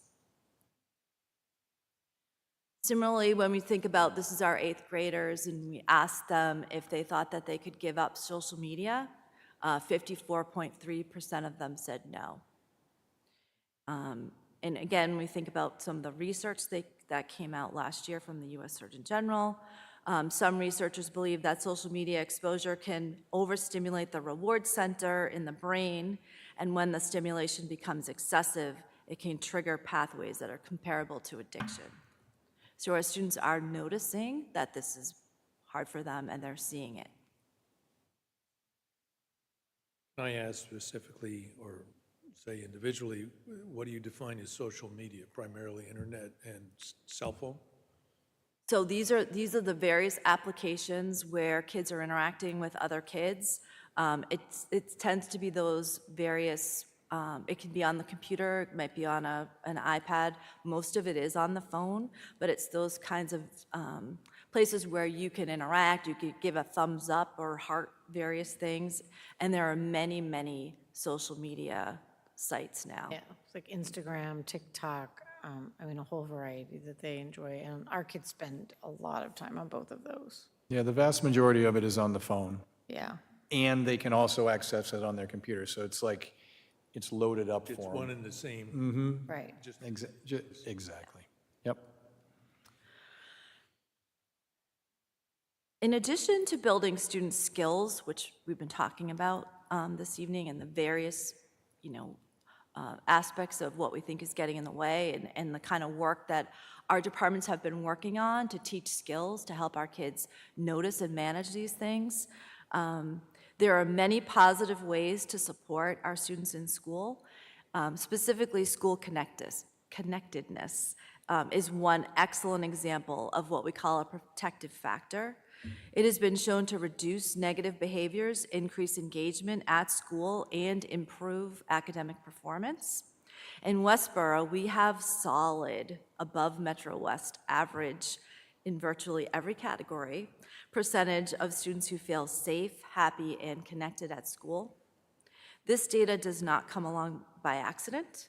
Many different efforts are in play at in the individual classroom, in the specific school buildings, each individual building, and then at the district level towards this end.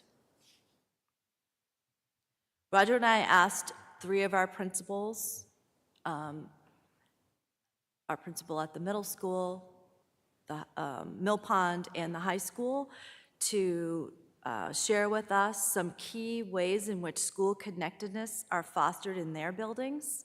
They all spoke about adult and student interactions and how opportunities are provided throughout the day to build those important connections. Specifically, we have Mr. Gilnitz at Mill Pond saying, "We dedicate ourselves to ensuring our students feel the love, caring, and belonging of the adults in the building." Mr. Foley at the middle school emphasizing creating a positive connection between our students and their school. And Mr. Callahan stressing the importance of making connections as a high-performing school and I'll say school district. When it's a part of the culture, it becomes the norm, and it's just what we do. So at this point, I'm going to share with you, we did get just very recently, and we just added this in, a preview of our upcoming 2023 data that we collected last fall. So this is our current students at the high school and our current students at the middle school. And just a couple key indicators here for you. In terms of substances, we saw a slight increase in alcohol use, but still lower than pre-pandemic levels. There was a decrease in vaping, which we weren't sure how that was going to go. We know still that more females than males are doing that. And again, it's a small group, about 10%, but that group is significantly impacted by that substance. All of our other substances, including marijuana, which was another one we weren't sure how that was going to go, decreased or remained stable. In terms of mental health of our students, every single indicator we collect had a lower percentage of our students facing mental health challenges. We're really happy about that. Again, when we talk about the data, we can't take cause and own it necessarily, but I think all the things going on in the community and at home and at school come together, and that's the data that we have. And then when we look at risk behaviors, the sexual behavior is an example of that, we now have the fewest kids engaging in risky behavior that way that we ever have. So just a preview, we're going to get the full data set next month, spend the summer looking at some really creative and innovative ways to present that to our community and to all of you, and then you'll see us again in the fall for the full data piece there. So we've shared a lot, and I have a 20-year-old, a 17-year-old, and a 7-year-old that either are or have gone or will be going through our schools, and they face a lot. There's a lot of the things that can get in the way. And so we really take seriously the job of providing them skills to be able to navigate what goes on in their life and provide them the skills to be able to engage in their math classes, their English classes, whatever else it is that they're doing to get the most that they can out of their experience with us. We do that through continuing to collect good data. We will continue to focus in and hone in on building skills because we know what the key targets are now, whether it's vaping or marijuana, but we don't know what the next substance is going to be. We don't know what social media is going to evolve into that impacts our kids.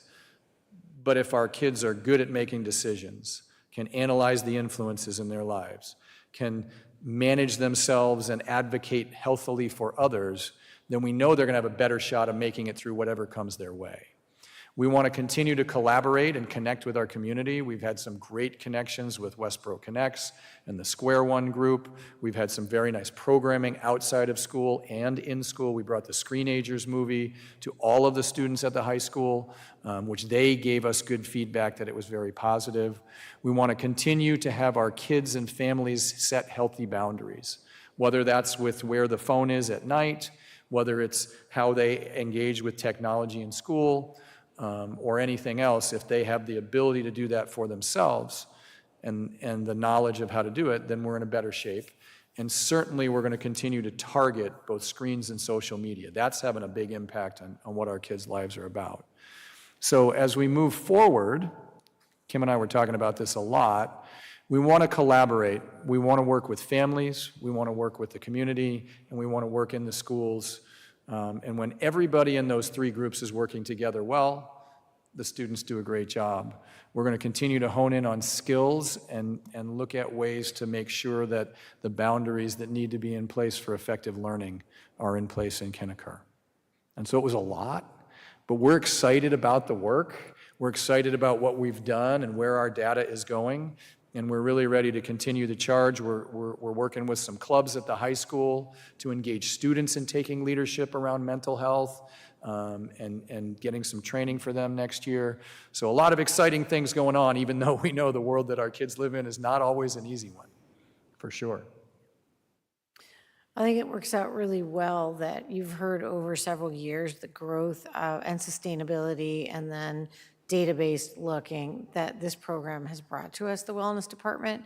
And the last tier of that is being able to be experts in the area such that we can partner with parents meaningfully to bring them data and bring them information and put together groups where they can be supporting each other in parenting to think about how to manage social media.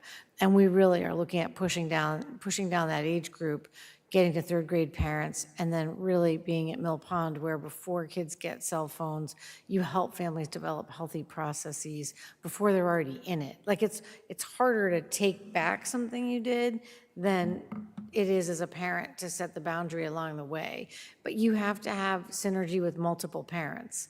You don't want to be the only parent that went to the meeting and learned what you should do that would help you protect your kid's mental health, and then go out with your friends and feel like you're the only person that is doing that. So I think one of the things we really want to do is build community with parents now so that they feel reinforced and supported in delaying the gratification of that cell phone and setting some healthy boundaries as a family. And I think it's exciting to do it where you have an expertise and a knowledge base that can share with parents the why and the how. And so I think we're there now, which feels really good. Allison? I told her she wouldn't have to answer any questions. No questions at all.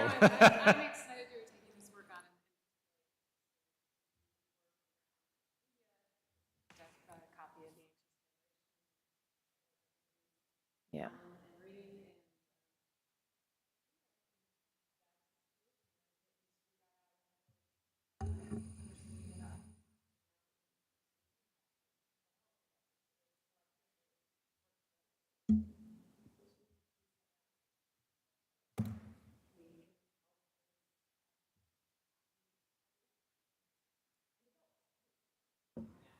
Yeah.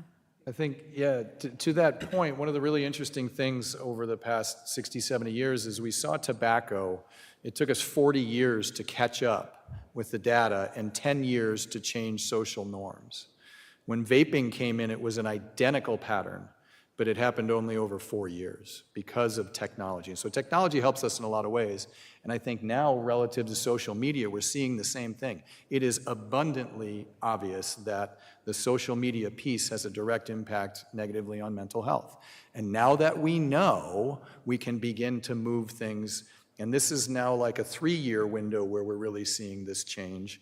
And I think we have enough information and skill to be able to lean into it exactly as you had suggested. So we're excited about that. With that, Tim, I would think there's something in here you want to ask about. Yes. So I have a few questions that I'll try to keep as brief as possible. So I guess I'd like to start just by saying that overall it's very encouraging to see the numbers and how Westborough is comparing to its peers in the region. I will say I do feel like as I was going through this myself before, I did feel like that could make it easy at times to forget that, like looking at numbers on the first page of data, that 25% of our students still exhibit depressive symptoms, and so obviously there's all our work that needs to be done there. My first question going off that, I'd be curious, so talking about the indicators for mental health and that they all went down, I'm assuming that that was a pretty big surprise and a break in the trend over the past few years. Is that correct? Say that again? I'm sorry. So the mental health indicators improving. I would assume that that is a break in the trend and that that had been going down previously, just based on kind of anecdotal knowledge.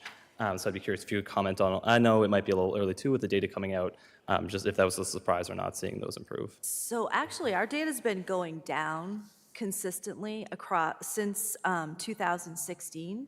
I think for me, I think there's a lot of speculation in the media around COVID having had a significant impact on our students' mental health, and I think that that is not true necessarily here or not here in Westborough. I think there was a lot that we did during COVID that was really amazing, and our data doesn't support significant decreases in mental health as a result of COVID. We saw shifts in mental health. Our most significant increase in kids reporting that their life was really stressful was in our 2016 survey, and we saw decreases each time. I think for me, we've, again, depressive symptoms, self-injurious people talking about self-injury or people thinking about suicide.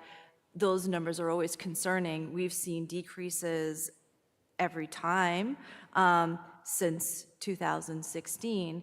What I think, and I don't want to get too out of the box, but I'm just really excited about like a pretty big jump in improvement. Awesome, yeah, no, that's very But helpful. like, stay tuned for the fall.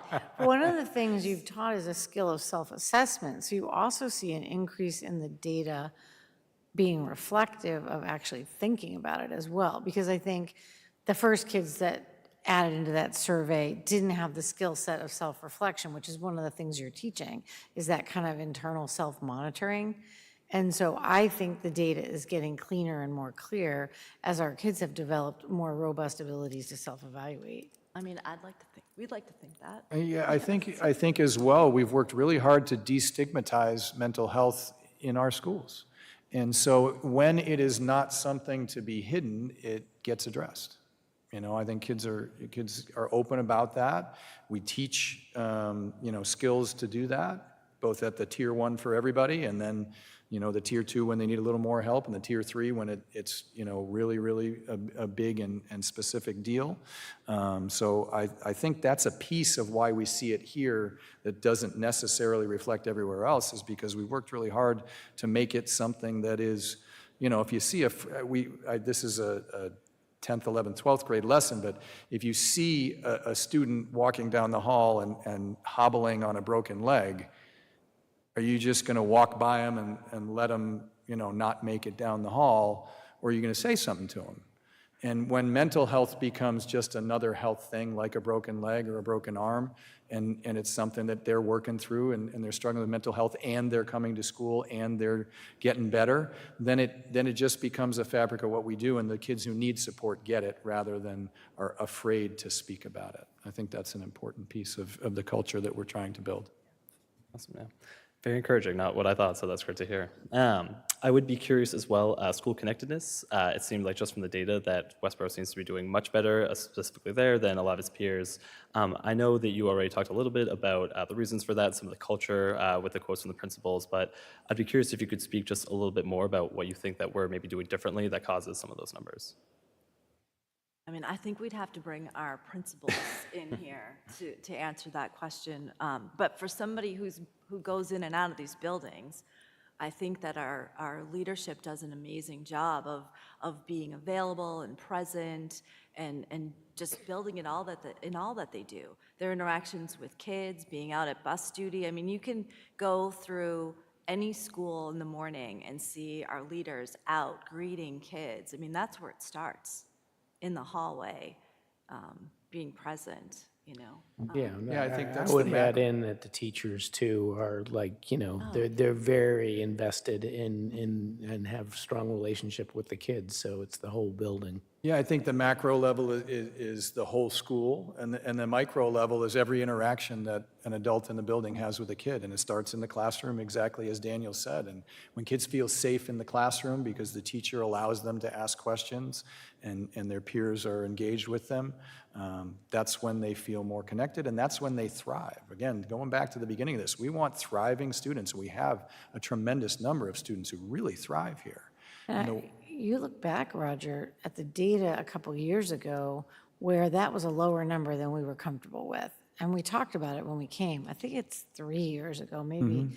And, or it was pre-COVID. It was right before COVID. And we didn't think that the connectedness number that we wanted to see in a school district where we feel pride in those relationships, we just felt it wasn't as high as it should be. And we kind of brought that forward, and the data helped us to increase self-reflection. And I think you do have the faculty stepping up more. You have principals, again, and everyone seeking more ways to be engaged, and we've brought that number up. And that we have the team-based structure at Gibbons, which is helpful, but by adding crew, you got another second pass. So I do think it's cumulative, and it's nice to see your data actually give you feedback that you feel like you're heading in the right direction. Good question. Yeah, that's a great question, Tim. There's just so many things that make that happen. It's incredibly important in a lot of culture, which is hard to capture sometimes for sure. But then final question, I would be curious, we talked a lot about social media and screen use. Could you talk a little bit about cell phones in the schools and any comment on kind of current usage and any like future plans to maybe stem some of that in the classroom? Sure. So we have policies in place around it. And as with anything in an educational organization, it's progressive, right? So at our elementary schools, the cell phones are not to be present with the kids. At our middle school, they are not to be out and during the school day, but we recognize that most of our kids, virtually all of them, have them, but they are not to be out. They're in their locker, they're away, they're not to be used. And then we get to the high school, we have to remember that our job is to transition them and prepare them for when they leave. And when they leave, they're going to have the devices with them. And so at the high school, we have policies that in the classroom, they are for educational purposes only at the discretion of the teacher. And there are times during the day at lunch or at break where students can use their cell phones. We have had a number of meetings this year at the high school looking at what are effective ways for teachers to manage the cell phones in the classroom. Some, they put them in a bucket. Other times during the day or when a kid leaves the classroom, they can leave their phone, and that way they're not just in the halls texting everybody they know. And that is certainly a piece that we want to continue to be vigilant about and be responsive to the reality of the world that our kids are in. You saw that 60% of the 8th graders said, "I don't think I can give it up." And so we've got to work on social norming, we've got to work on skills, and we've got to have an engagement between the community, the parents, and the schools that we're all working on this together. Does that answer your question, Tim? I think so, yes, thank you. Okay. I think I'd add to that, the book that Allison was referring to, the Jonathan Haidt book, which is about the anxious generation, where there's an advocacy, there's a movement for banning cell phones from schools, high school, middle school. And while I think that that book is we're gonna be looking at it, talking about it, looking at the research, it is something that can't be done without parent support. Parents feel like they want to be connected with their kids during the school day. And so, this is it's really a three-legged stool here. But I do think that we're going to have some robust conversations about needs to really make sure that our kids are making smart choices, and whether or not we get to the point that is emphasized in that book of actually banning phones from our schools. I mean, that's still that's not currently on the table, but it is going to be discussed, I'm sure. Absolutely. The only question I have, which I think I asked before, is what percentage of the kids respond to with the survey? Approximately. It's 97% typically. Oh, that's great. It's every single kid who is present in school on the day that we do it. Because of the way it's designed, we don't chase the 40 or 50 kids that are not there, but everybody who's there ends up, virtually everyone who's there ends up taking the survey. There are a couple situations where we only get the survey in 3 languages. So if we have a student who can't access it because of their language and they're new to us, but very, very few. It's a very, very high percentage, 96, 97%. Also, thank you so much for your work. This is so heartening to see the data and how much it's going in our favor. So it's wonderful. Yeah, no, I have no questions. It was a very thorough presentation, and I'm really heartened by a lot of the data that you've presented. Thank you. Before I ask mine, do you have any points you want to ask? I don't know. I think it's hard because we act the same way as the circles we run in. I think we're just so influenced by the people we're around. So I wouldn't say that I notice a lot of social media abuse, but I'm sure that it does happen. Yeah, I think you're talking about small group social norming and then bigger group social norming within your grade level, and then, school-wide social norming, and yeah. There's a lot of those types of things where people will say, we're all at dinner, everybody puts their phone in the middle of the table or puts it away or doesn't bring it. People that will agree that nobody's going to be on their phones when they're out together. And so those group norms are within that kind of small, like your group of your 6 friends you tend to hang out with a lot. Getting those norms similar is really interesting. I think it's insightful.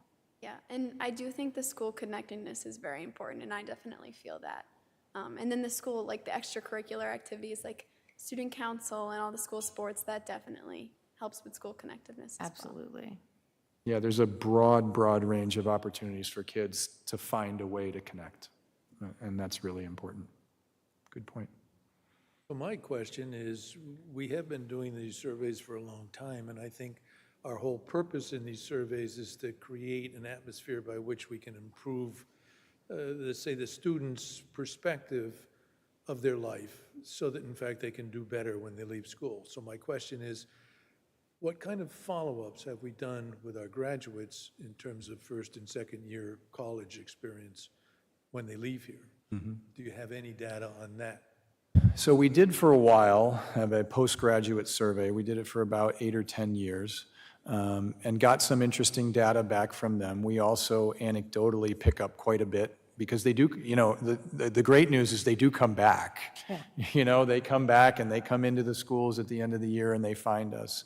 I don't think currently we have an explicit survey or model that we are using right now, but it's a valid point to look at the follow-up. But in stories that kids share with us, they share academic stories like, Mr. Anderson, I was so well prepared when I got to school. You wouldn't believe how much, or the student would say, I can't believe how much my peers struggled in this class, or they struggled around organization, and I felt really well prepared. We hear that a lot.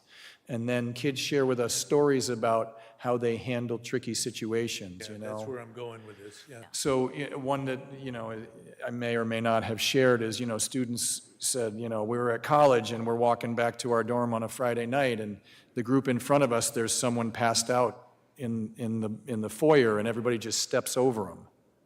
I said, well, what did you do? And they said, well, we stopped and we called and we got them help.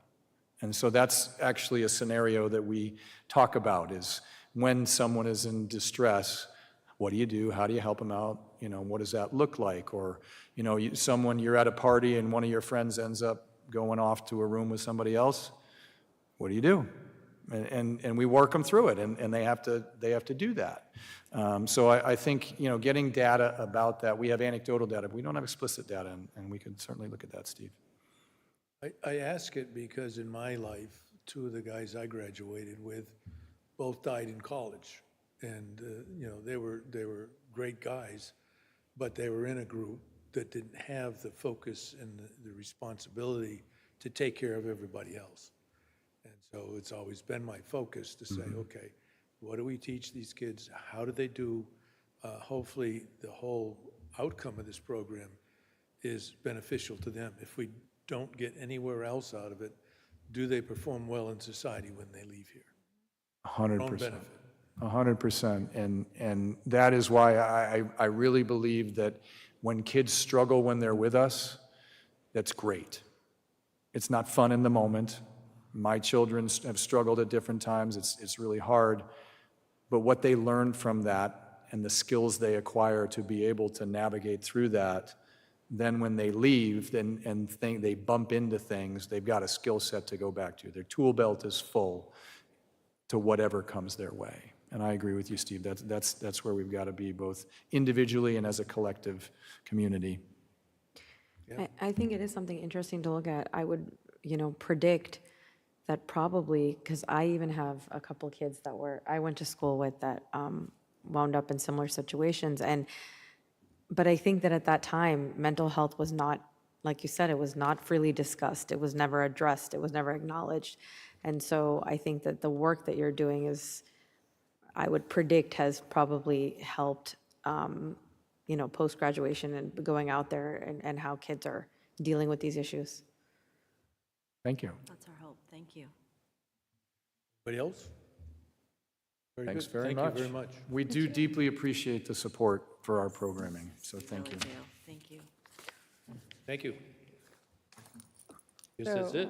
That was it. I think you're in the time of year where, you know, you're coming into the synopsis of how our budget funds are expended to create integrated programs, how you see the dynamic of the professional development and the curriculum and the programming intertwine. These are two nice presentations to see next to each other.